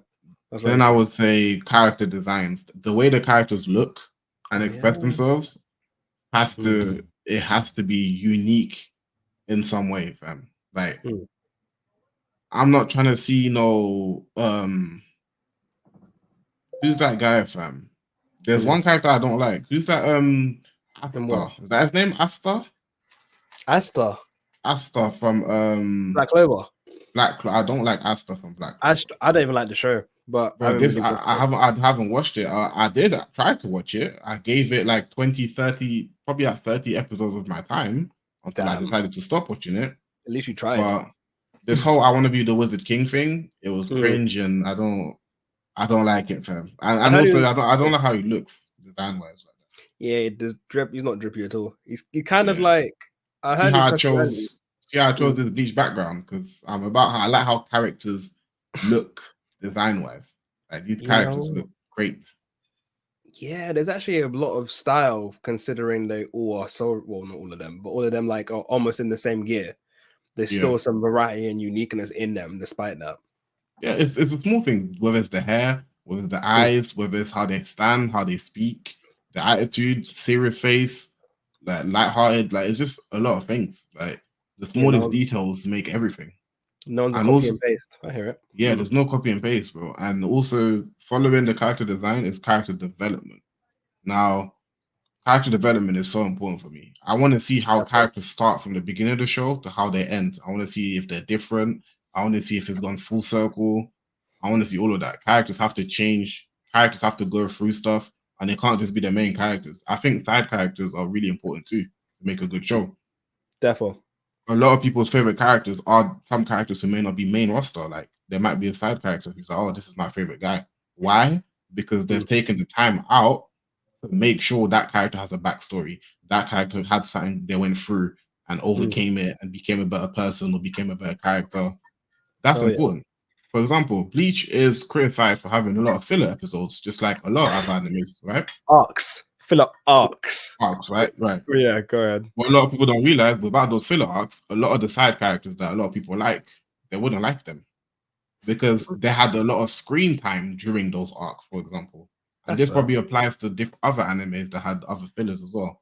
So without having that screen time, you wouldn't know as much information that you know about a lot of these side characters. If those fillers or filler arcs never happened, you wouldn't know a lot of these things about these characters. So I think as long as certain arcs are entertaining, I think that it makes the whole anime as a whole just a lot better in the end because you put everything together. A lot of reason people don't like filler is because they want to get to the point of the main target, not because they might not enjoy what they're actually watching. It's just that's not what they came for. Yeah, because they But know it's irrelevant to this main story. Yeah. exactly. But once everything's finished and they've actually finished the main story and everything, when you actually go back and look at those filler arcs helped you to actually like a lot more of these side characters who may not be as important. And one of them might end up being your favorite character. So I say this to say character development is very important. Very important. That's very true. I agree with that. Then I got one of your ones too, music. Okay. The music has to be there, bro. I can't lie. The music has to be good. The music has to be at least like a. It has to be at least like a 6.5. Nah, mine's 7, bro. It has to be a 7.5 or 8. I can fix. I'm being nice. Yeah. Okay, cool. At least a 6.5 out of 10. With the show itself being very good, I can watch it. If the show's mid, I need like an 8.5. 8.5 minimum. That would help me through the show. Yeah, that will help me through the show. I feel like as the OSTs, they need to hit. As long as they hit in the moments that they're impactful, then I'll be crazy. Like when Sukuna did these. Spoilers. I can't talk about that. Yeah, but don't be. You know what I'm saying? When there's moments in shows, you have to they have to be emphasized by the OST. Otherwise, what's the point? What's the point of watching it when you could just read it? At that point, you just read the manga. Like if the music's not going to hit in the moment, it happens, and they get composed. I realize how much effort some of these animes put into the OST. Like obviously, Attack on Titan was infamous for the OST. Blue Lock is, I don't know how famous they are for that. Blue Lock, I can't think of any others to be fair. Naruto, Bleach, a lot of these get a lot of things. Bleach music slaps. They done a whole experimentation. Bleach music is top 1, fam. That thing, bro, crazy. It's top 1 in variety. You know, it's got so much variety and into things don't sound the same, fam. Yeah, you got your traditional anime standoff music, then you have your sad music, and then you have your Spanish. I don't even know who came up with the idea of that, but it cooked. He cooked. That person cooked. Oh yeah, I agree with you. Then I've got this wasn't even on my list, but I want to talk about like attachment. They need to do things in the anime to make you attached to certain characters. I see. I only have one criticism. Well, it's not really this is just personal to me because some people might not care about having this in the anime. But what makes me like animes is being attached to specific characters. And if I don't feel any form of attachment to anybody in the show, I tend to fall off the show because I don't care about any of these characters. Yeah, no, I hear it. 100%.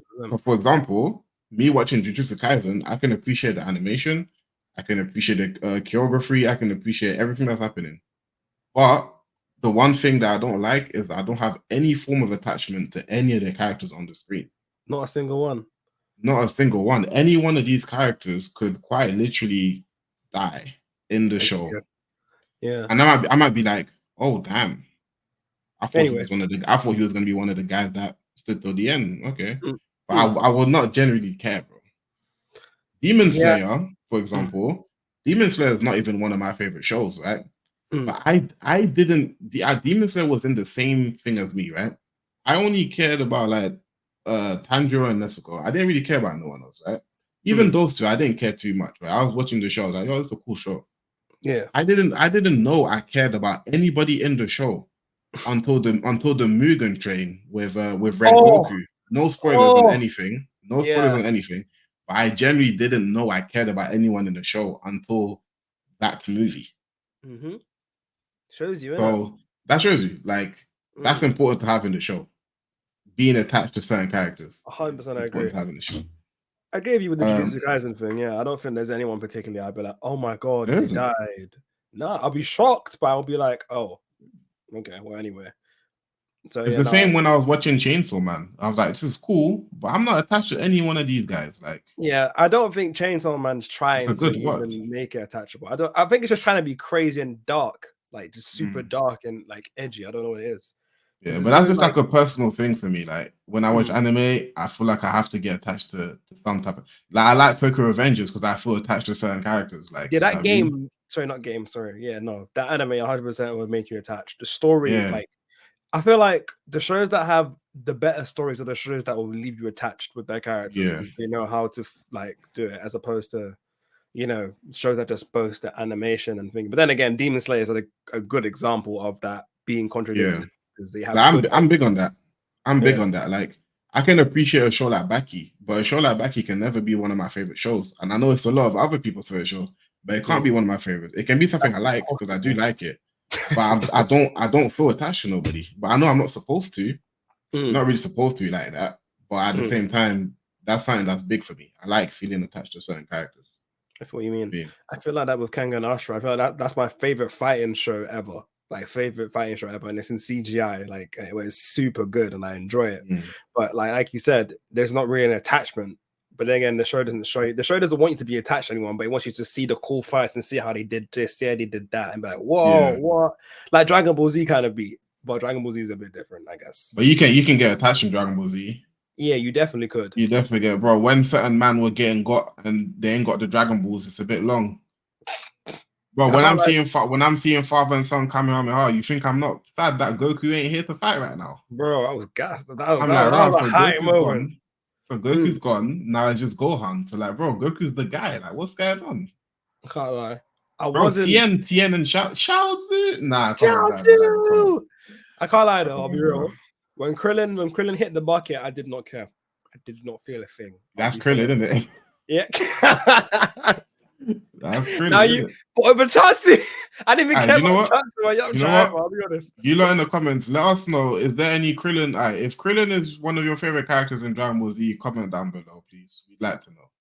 I can't imagine that being I'd better like to than know. being Yamcha. If Piccolo was to get gone though, no, I feel that. Bro, Piccolo, Yamcha, bro, I'm sad. This is sidetrack, yeah, but Yamcha, his character design is too cool for him to not be strong. I think you understand, differently. especially when he had his long hair. Man has a scar. Man has that scar. Yeah, man's muscular. Man's got the flipping wolf fang fist, all of that. Oh, For him to be trash.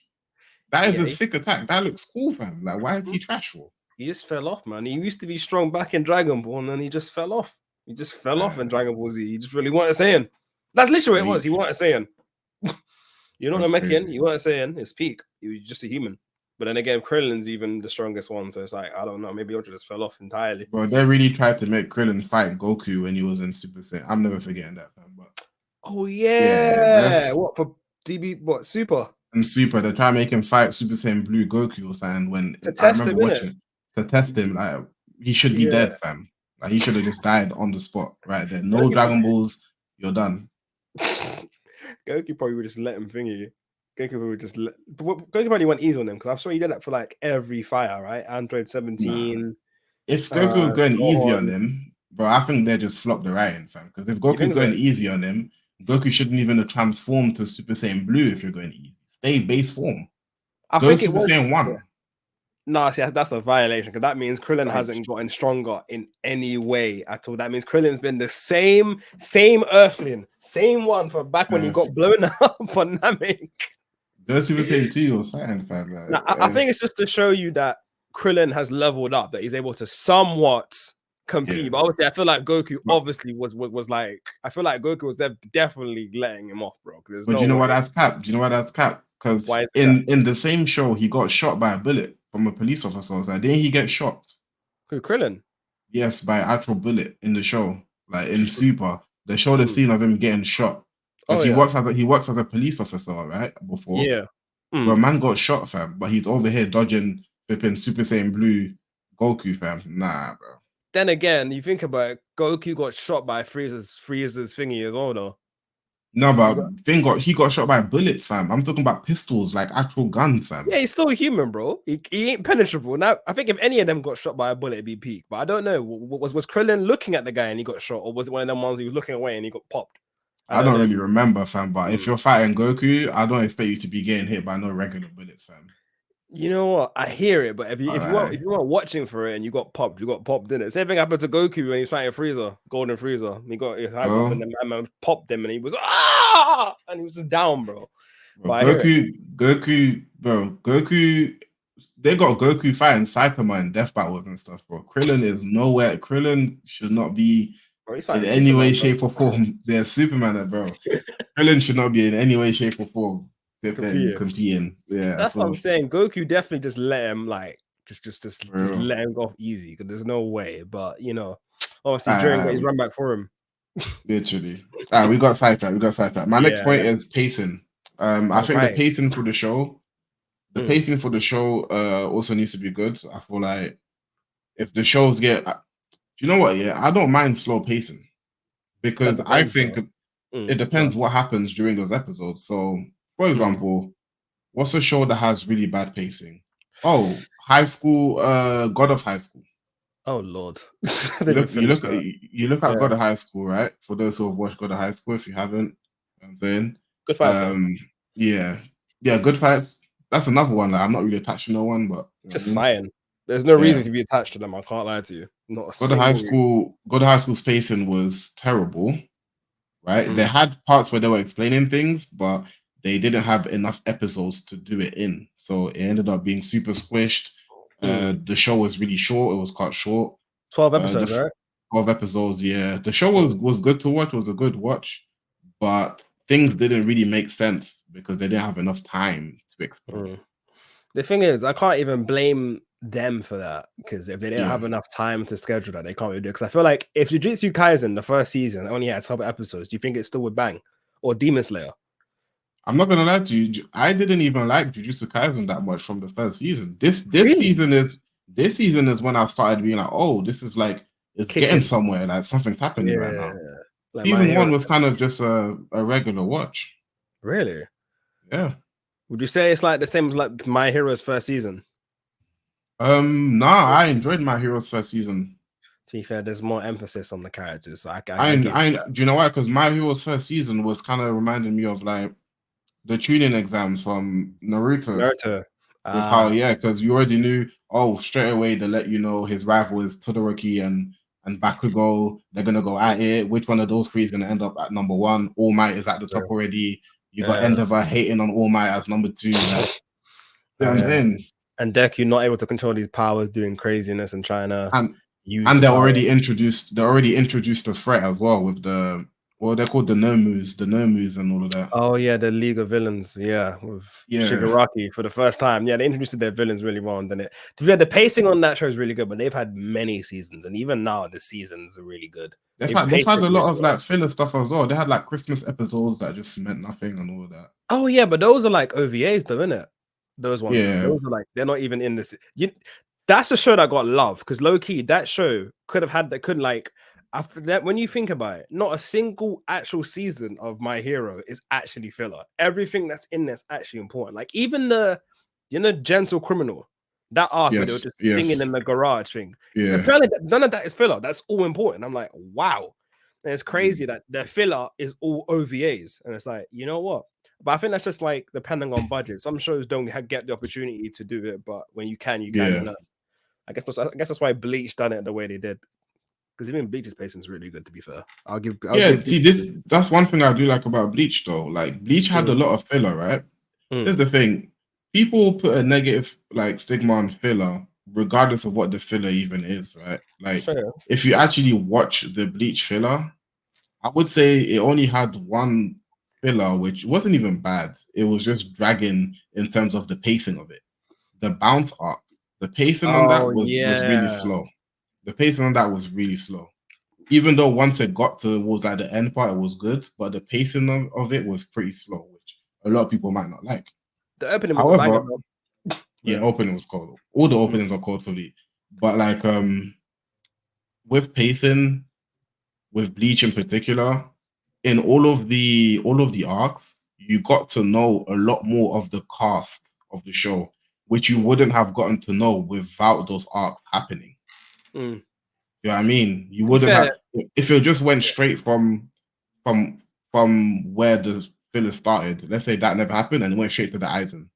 There's so much you would have missed in terms of character development, in terms of how characters are. Like you just wouldn't care about a lot of the characters.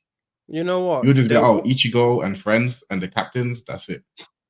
There was one arc in that where I felt like it didn't have any appliance to anything. I didn't feel anything for anything, and it was the one where The was it cone arc.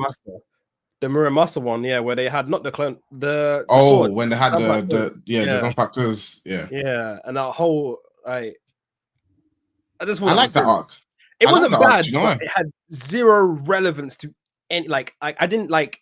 Why I say zero relevance? I feel like it didn't even have a lot of psycho. Like everyone's fighting their thingy, but it didn't Yeah. feel like the only person I remember really getting some moment was like Renji. Was what I remember Renji, and Yeah. he's Zamimaru, but everyone But you're else I don't feel like really got anything from that.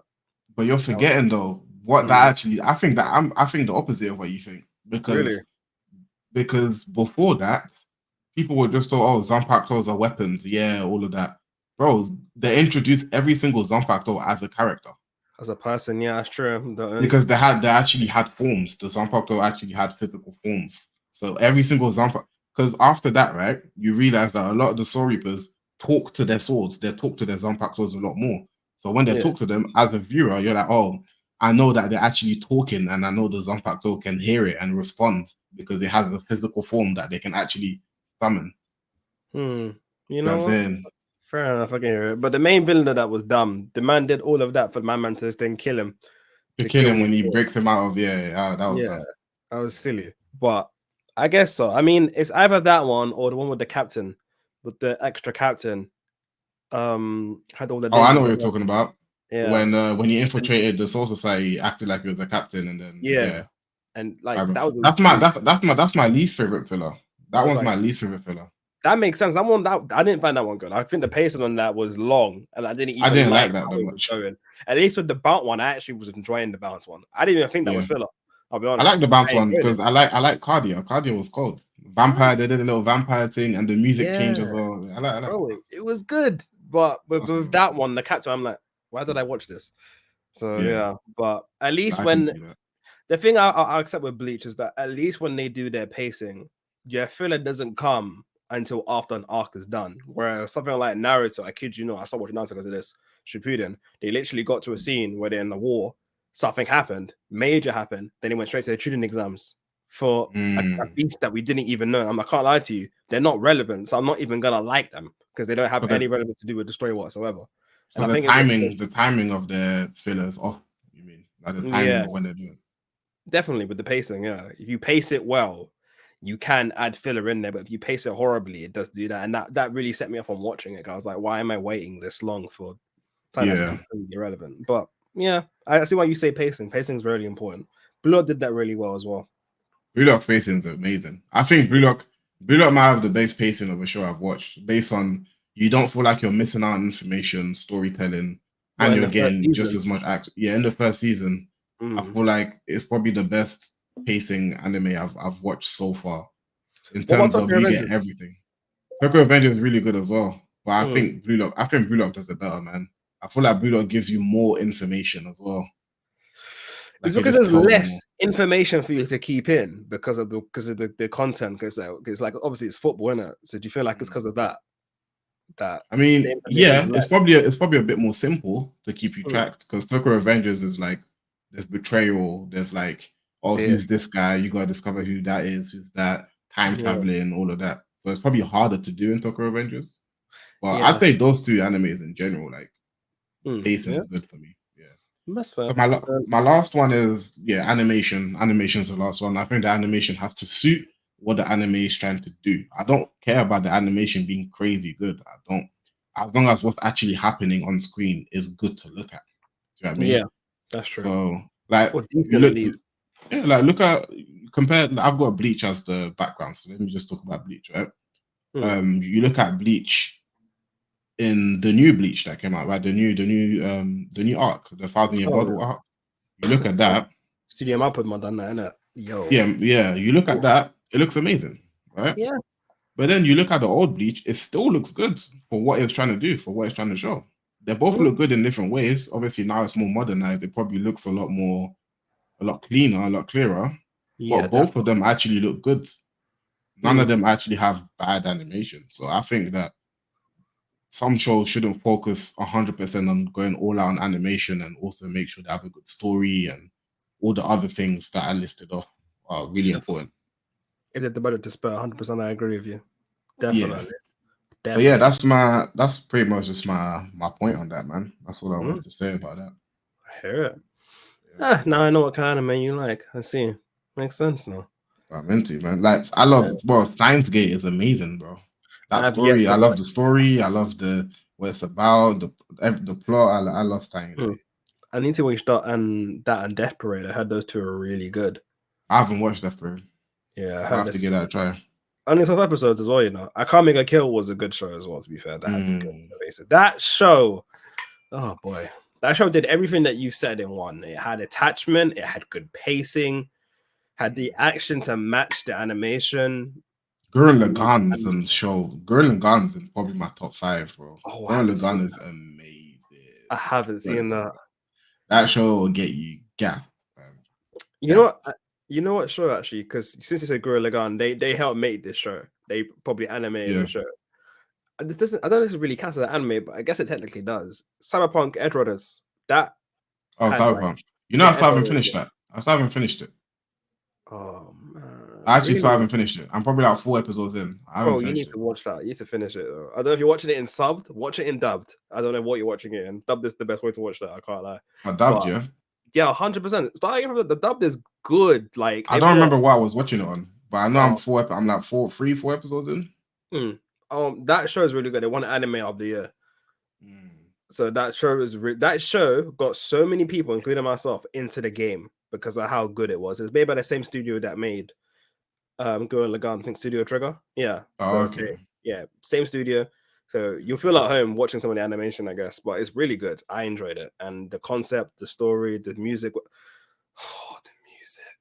Yeah, I've heard that. The music's cold. The music's cold. So far from what I see, the music is cold. Yeah. Sometimes I'll be playing the game and I hear the music from the show and I'm just like, oh. You just pause the game and you just sit there and listen, bro. Yeah, bro. If I hear really want to stay at your home or something like that, I just go, oh man. It's good. It's good, but you have to watch it. I won't say any more about that. But if you guys haven't watched it, who are listening to this, Cyberpunk Edge Runners is a really good show for pacing. It's only 12 episodes and it does it really well. But yeah, that's that for Cyberpunk. That's cold. You got any more topics, or should I go into my? I'll probably make my next one my last one. Yeah. Okay. Yeah. You got anything else, or? Oh yeah, I've got.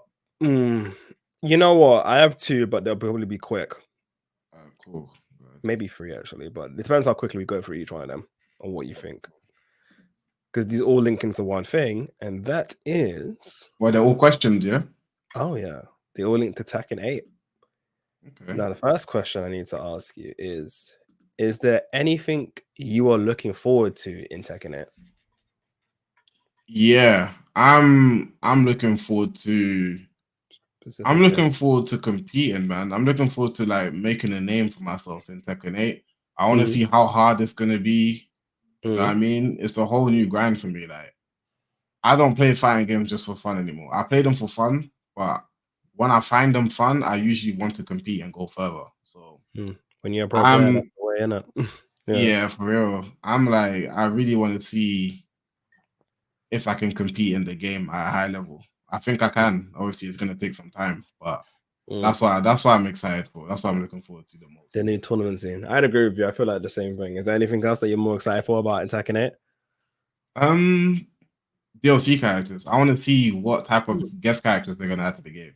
Okay. Like we said earlier when you was talking about Tekken 7, the doors are open to like different things now. So I want to see what type of guest characters are added in. I'm scared for that, but I can't wait. I wonder how crazy they're gonna make the game and balance. I'm kind of looking forward to the story. The story is going to be super good. You can tell the game's been really polished. So playing the game, playing the betas, I had so much fun. I actually technically can't wait for Tekken Ball as well. The volleyball mode, bro. Yeah. Apparently it goes off.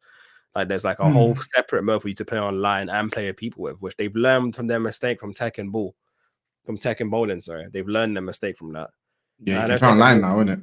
Yeah, online now. Yeah, exactly that. So I can't wait for that. I just can't wait for the new mechanics and changes. Obviously, I played the previous games. I don't know what else is different. I can't wait for the new character types. Azucena, is that her name? Azucena? Azucena, yeah. Azucena, Victor, shit, I can't wait for Reina. Reina, yeah, there's a lot of characters in this. Even though it's not a lot of new characters, it's enough because each character is gonna have a great amount of depth to them for you to discover, and like it's not gonna end after trying them once. It's gonna be continuous grind, and even the characters that are old veteran characters that you played from before, they've been enhanced and changed. And I guess I like the fact that because I played the previous games, it does make it feel like I'm kind of not Wasted on a head time. start. Yeah, but I feel like I'm already on the way there. Obviously, playing the game before. Playing Lars, thank God I played Lars in Tekken 7 because it would have made my life harder if I did not. But playing him will help me. And obviously, playing this game, they've obviously changed stuff, but you know, I can't wait for that too. So the story, the gameplay, the online. I want to see how great the online is because obviously this is the first PS5 game on on thingy. So I It's wonder if it's crossplay gonna as well. Like people don't understand Tekken 7 wasn't crossplay. So not Mm, only are they testing online to make it good, because people have so many complaints about Tekken 7's online, like yeah, the net code. Now they have new net codes, which they obviously they want it to be good, but plus it's crossplay. So now they're testing it with all platforms mixed together. 100%. So now it's just it's gonna be crazy. So now you're gonna have to be playing on the same platform, but that means if there's cheats, it's gonna be a very long day. I If you're playing mean, someone on PC, if they don't have cheats, if they yeah. do have cheats, it's very long. At And then least the good thing is there'll mm, be no cheats in the tournament in it, at least. yeah, that's Unless, 100% unless true. it's an online tournament. Then Yeah, that's a bit of a stick one. And at least I don't have to get another controller. I can use my PS5 controller and play like that and playing a tournament. It's much easier to access. And obviously, I'm hoping that the game's gonna have 120 FPS mode. I don't know because Street Fighter 5 6 does. So I'm hoping that Tekken 8 does. I don't want to have to get on hopefully. PC to then experience it. My computer is gonna crash. I don't have a NVIDIA chip, so I know it will crash. But on my PlayStation 5, that's like the closest thing to, the greatest thing I can get. So I'm just hoping it plays super well. It's super fun. It's already fun. I just hope it lives up to everything. Well, Tekken 8 is going to be sick, fam. Watch. Oh yeah, I'm so It's going to have its excited. issues, of course, like every game, but I think it's going to be good. Yeah. Some people are gonna post stuff out of content like this is broken, and then obviously you're not gonna see anything until a tournament actually happens. So it generally will definitely be a fun experience, and I generally cannot wait to see how it's gonna. I can't wait to see the tournament pool because, like, this just actually ties into what I'm gonna say next. My next question, because obviously they have a lot of revenue from this game, and obviously because of Tekken 7 sales, it created this amount of budget for it to be implemented into Tekken. Like the fact that this is a next gen only console. Deep that Street Fighter 6 Yeah, has an old gen version of it too. it does. This is purely PS5 and PC, PS5, Xbox, and PC. So that in itself just shows you how much money they had to spend into making sure this looks like the prettiest, smoothest game ever. Yeah. That's actually insane to deep. That Street Looks Fighter. wise, it looks the best out of all the new gen fighting games. Looks wise, it looks the cleanest out of all the fighting games right now.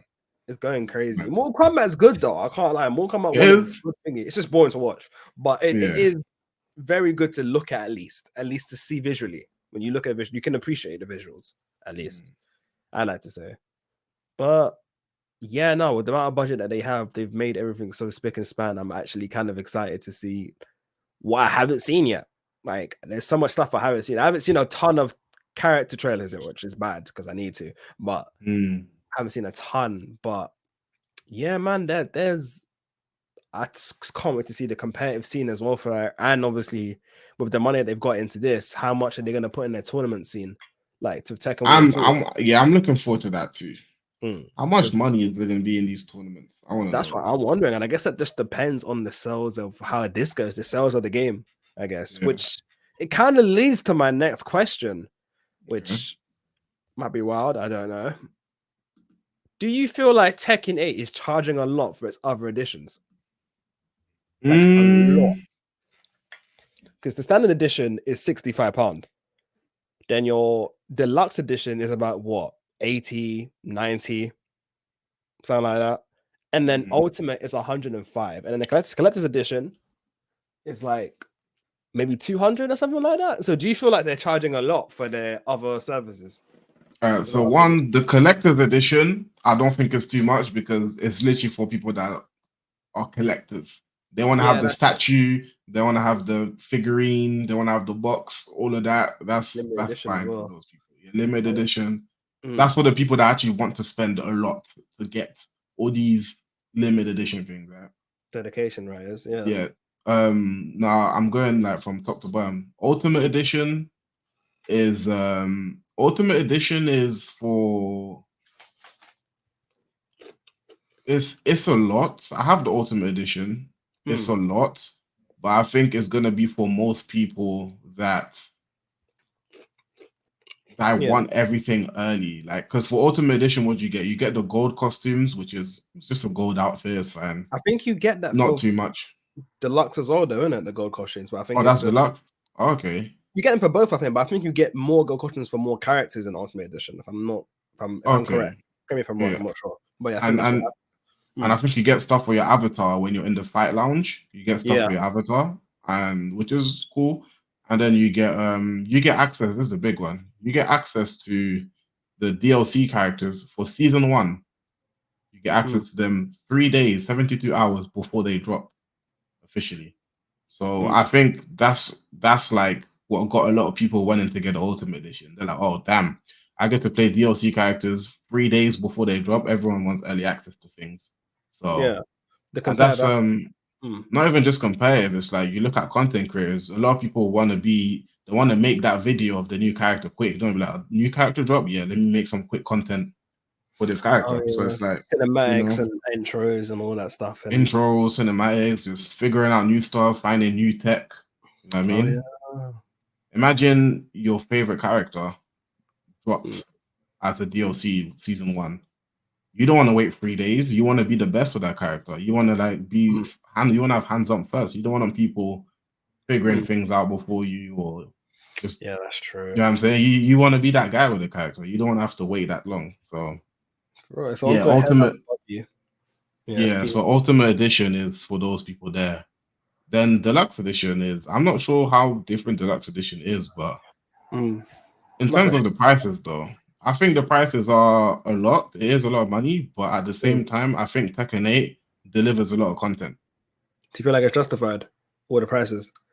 I don't know about justified. Yeah, do you feel like it's justifiable? Or do you feel I don't think it's an insanely amount of money though for what they're giving us. You look at, it's got probably the biggest roster out of the other fighting games, Mortal Kombat, Street Fighter. Tekken has a way bigger roster, so there's way more characters at launch. It has Tekken Ball plus online Tekken Ball. It's got a jukebox, which you don't have to pay for. It's in the game. 2 story modes, yeah. The frame there is in the game. You know what I'm saying? You look at the details of the training mode and replay. The replay mode where you can put yourself in the game. Well, I can't wait for that. I was going to put in, I forgot to mention that what I can't be waiting for, the replay mode. That's super good. The story mode has, from what we've seen in the story mode, it looks like it has the potential to be the best story mode of any Tekken game so far with what's happening in the story mode in general. Like, you know, it's still Jin versus Kazuya, but it's looking like the end of the world from these trailers. Oh, yeah. It's looking like Avengers Endgame, bro. Like, what's going on? 100%, bro. They men were all fighting from the opening. They were all fighting in like robot. It looked crazy. Literally. It looked super crazy, and I can't wait for that too. You're right. You've got Fight Lounge where you can walk around as your avatar. Like, there's a lot of content in the game, so I think it's somewhat justified. The variety. Okay, so you feel like it's justified for the price? Because I still haven't decided on what one I'm gonna get yet. I'm just like, it's not like money's not an issue at this point. I'm just wondering what one to get. Obviously, I get Ultimate Edition. I have all these gold packs I probably would never use. The avatars I might not even use. I might just customize my own avatar the way. So it's like, but the early access thing is one of the things that if you're competing, you don't really want to skip out on that. And I know right now, because the first character is Eddie, I don't really want to play Eddie. Yeah. But, you know, I will have to want to lab him and learn him. So when I go up online, I'm not looking like an idiot, like I don't know the matchup, or, you know, I'm struggling, especially because everyone's different from their Tekken 7 counterparts. So I hear it. Okay. So it's true. If you were to recommend you got to think as well, like, games are getting more expensive these days anyway. So they're also competing with the prices of other games too.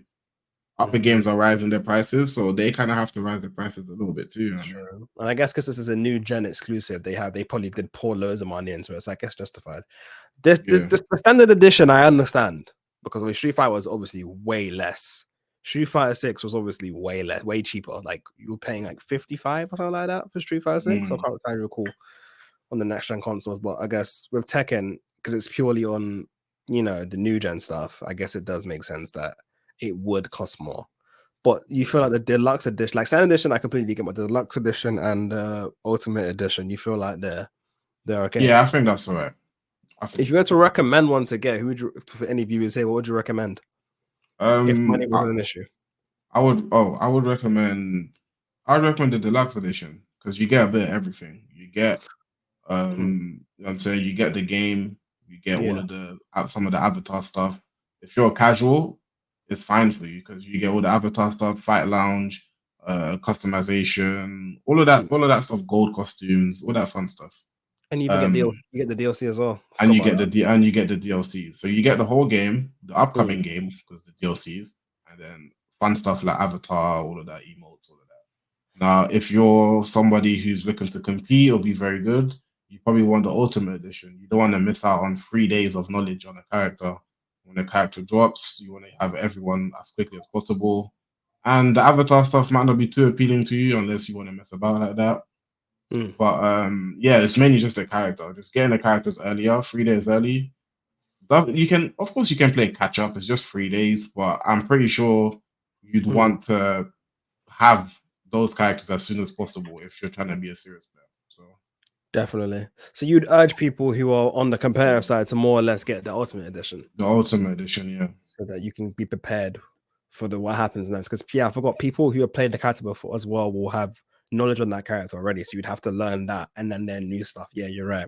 I get you. Yeah. So deluxe for casuals who want to play the game for as long as possible, and then ultimate for people who want to get serious.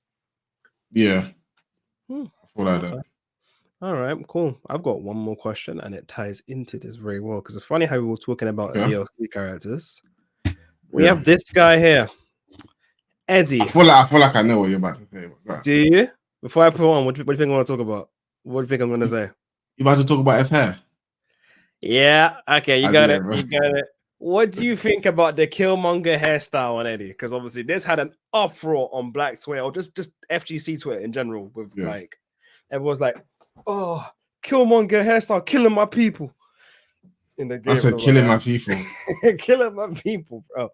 You know, I don't really. My stance on it is, I don't think it looks bad. I think it looks calm on him.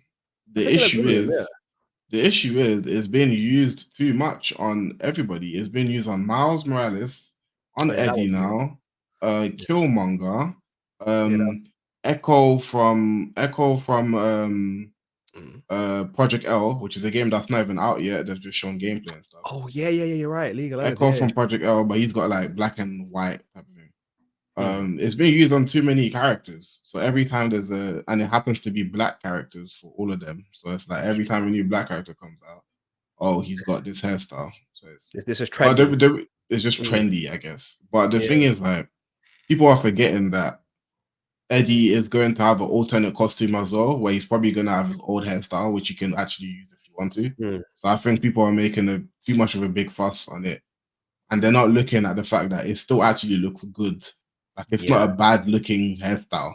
It's just being used way too much. It's not bad though. It looks good still. Definitely not bad. It's unrealistic for most people to have in real life. Don't be wrong, but yeah.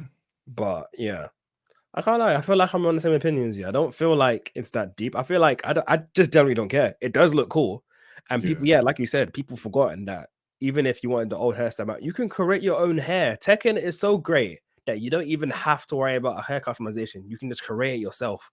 Yeah, like you've seen what the customization is like, so you can just create the hair, color it your own way, and have it like that. So it's not even that deep. I get that, like it's in a couple games. Like obviously it's in Valorant as well, one of the games as well. You mentioned, and obviously Valorant as well. And it's not in like Soul games or anything like that just yet. I think it's in Neo though. I'm not entirely sure, but like, yeah, it's generally not that deep. I don't think it's that bad. The hairstyle bang because it bangs. Like, it's a trendy thing because it looks good. People generally like it.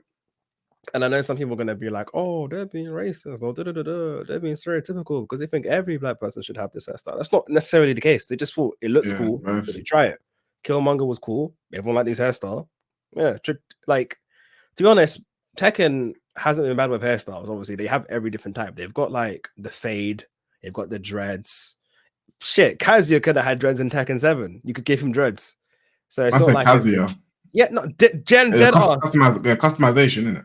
Yeah, you could literally give him dreads if you want to give him dreads. So it's like it's not like there's a lack of Afro hairstyles or black hairstyles in Tekken. There's literally loads.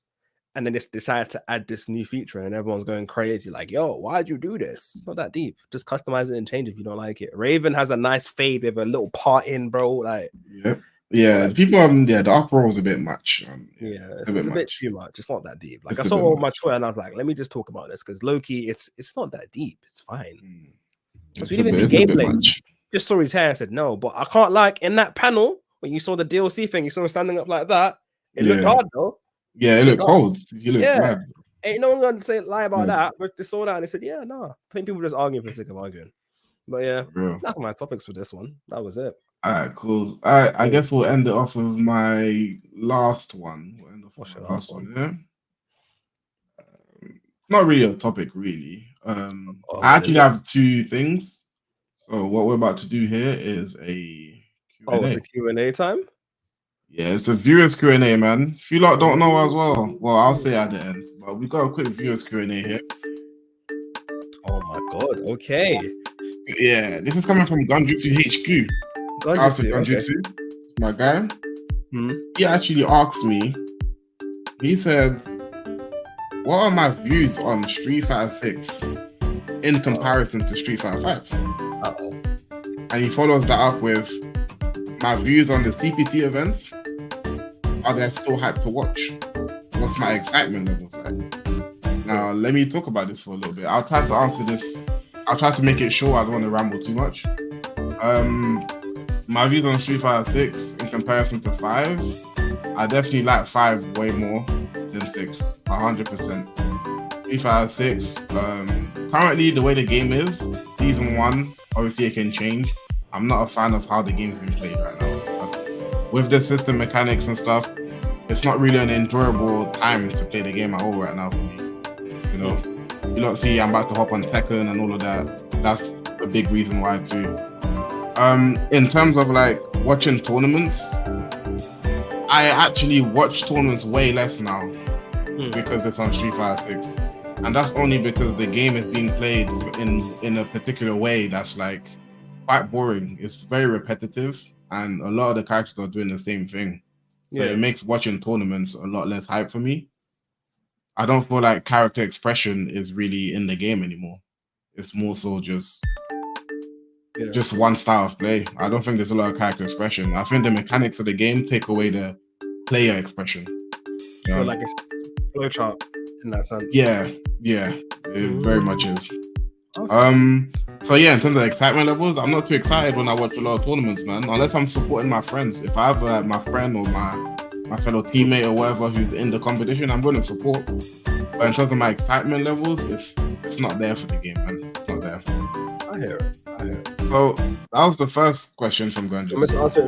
No, that's your question, please. No, you can answer that too if you want. How do you feel about that? Oh, I was gonna say that I feel like I'm kind of the opposite of you, because obviously I got into Street Fighter 6. I played Street Fighter 5 briefly towards the end of its like, stuff happening. But obviously I kind of felt like the game, obviously with I felt like it was more boring to watch. Like tournament. Like I kid you not, I'd only watch Street Fighter if you were in it, if you were competing. I'm like, okay, well let me watch this, see how it goes. That's when I get excited. But other than that, I wouldn't really have an interest in it. I didn't really find it. Don't get me wrong. Now that I've played Street Fighter 6, I understand like the concept of Street Fighter. I can look at certain clips, certain moments, like Takedo and using Urien and is it Aegis? Yeah, like Aegis effect of each one. Yeah, I can see the craziness and stuff like that and the hype out of that. But like with Street Fighter 6, I want to say I enjoyed it more as well in Street Fighter 5 than Street Fighter 5, but probably because I played less and I wasn't really competitive with it. I was playing it, like Street Fighter 6 is probably the most I've played Street Fighter, and obviously I got to master with like 3 characters, so maybe that's why I've kind of like had this view set that I feel like I kind of enjoy it more. I guess Street Fighter 5 was definitely harder, but I guess I got into it later. And I feel like there's a limitation with your character in Street Fighter 5. I guess a certain character will show, and there's like you can really do about it. So if you win, you're really good. Now with Street Fighter 6, if there even is a limitation, you can bypass it in some form of way. I don't like how neutral is that, how people just abuse green, especially DJ. You can just rush. You're not catching him. He's gonna beat you no matter what. Doesn't matter if you're loop and you're dashing out your medium. He's gonna kick. He's gonna hit you. He's gonna hit you first, even if you saw it was happening already. So there's that. But I guess tournament-wise, I've watched more tournaments in Street Fighter because I feel like I'm more influenced by it, because I feel like I understand more about Street Fighter 6 and stuff. Yeah, you spend more time on it. Like you spend more time on it to understand the game more compared to that 5. That makes sense. Yeah. Okay. So now I got a question from Soul. Shout out to Soul. They hit me up on Instagram. The question was, when did you know you wanted to go pro, Phils? Oh, this is to me specifically. Okay. Yeah, go ahead. When did you know you wanted? Yeah. When did you know you wanted to go pro, Phils? And do you have any advice for new fighting game players, such as Tekken and Street Fighter 6? Thanks. So I appreciate you hitting us up, asking the question. So, okay. Let me read that question again real quick, just to remind myself. So I would say, when did I know I wanted to go pro? Probably around, I was in 6th form. I started streaming Street Fighter. When Street Fighter 5 first came out, I was just playing it for fun, going to school, coming back, playing the game, whatever. I started streaming the game because I was having a lot of fun on it, right? I was streaming the game as a hobby. I was playing a lot and I got to higher ranks just based off playing and having fun. I didn't really think I wanted to go pro until I started watching tournaments. You know, I started watching back footage of Street Fighter 4, previous Street Fighters, and I was like, yo, this is sick. Look at the environment. They're all in one venue, playing in tournaments, cheering. They're representing their country, representing their city, whatever it is. Like, I thought that was sick. You know what I mean? But when I started playing as a 5 mode, I was like, yo, first of all, I was like, am I good enough to even do it? And as I started playing the game, I started playing against certain players because I got to higher ranks, right? Just based off having fun. I started playing against certain players who I knew of because I would watch those same players compete in tournaments. Like, I'd watch the videos and stuff. I'd be like, yo, this is this player. All my days, I'm playing against this person. As I start playing these person, I realize, yo, I can actually beat these people. Like, yo, I'm actually quite good. I can hang with these people. Then I was like, yo, okay, that opened up another part of my brain that I never really discovered. I was like, okay, hold on. So the same people I used to watch on my phone or on my computer are the same people I'm playing against now online, and I'm able to get good results versus them. I'm like, okay, maybe I can take this further. Let me try and enter this tournament here. Start entering tournaments. Like, okay, I'm doing pretty well. I'm not exactly where I want to be, but I'm doing pretty well. And yeah, from there I just kept going, and now I've won multiple tournaments, and you know what I'm saying, being at the top of my region for Street Fighter 5 and like season 4 or 5. It's a step, like, took it step by step. It wasn't just one day I was like, yeah, I want to compete. It kind of just happened. You know, I was streaming a lot at the time. I started having a lot of people in my streams, so it was like, you know, you get involved in the community, you go to events, you talk to people start recognizing you as a professional player before you even act before you even like label yourself as a professional player. Other people start doing that for you, and then before you know it, it's like, yeah, I guess that's what it is now. Kind of ties into how you know you're a pro player when people start saying you're a pro player yourself, and your words actually speak for your words. Basically, so that was the second. There's a second question to that, right? It was. It was like a 2 question. The second part was, do you have any advice for new fighting game players such as Tekken and Street Fighter 6? First of all, fighting games are hard. Fighting games are difficult. You're going to get to a point where you feel like you're not improving, and you're going to stay at that point where you feel like you're not improving for a certain period of time, and you're going to need to figure it out. I would say you're gonna get frustrated. Expect to get frustrated, but it's okay. Like everybody gets to that point where they feel like they can't get better, and a lot of people stop because they're not seeing improvement. But you can't stop. But my advice would be to prepare yourself for a difficult, like for a hard time. It's gonna be fun. You're gonna have fun, but there's gonna be hard times as well. So if you're new to fighting games and you want to compete, it's a long road, man. It doesn't just happen like this. It's a long road. You're gonna have to lose a lot. I feel like fighting games, if fighting games teach you one thing, it teaches you how to lose. Because even the biggest champions, you might know whoever your favorite player is, whoever like the Daigo, whether it's the Kido, whoever it is, right? They've lost more than they've won. They haven't won more than they've lost. Nobody. It's impossible. Every single tournament player has lost more tournaments than they have won. That's just facts. Everybody. So expect to lose a lot more than you win, but those wins feel amazing when you get them. So yeah, man. Be ready. Take your time. Learn the game. Don't be afraid to ask for help. Ask for help from anybody. A lot of the pro players that you might look up to have I give off lessons on Metafy. You guys can check out my Metafy. It's going to be in the link in the description as well. I do lessons. I have students. I teach them on Street Fighter. Hopefully one day I can do that on Tekken as well. So ask for help, right? People are willing to give advice. Stay consistent. Make sure you're playing the game. And try not to play just to win. Try to play to learn. You want to be learning as a player, not just, I just want to beat this guy, I just want to win. Nope. What did you learn?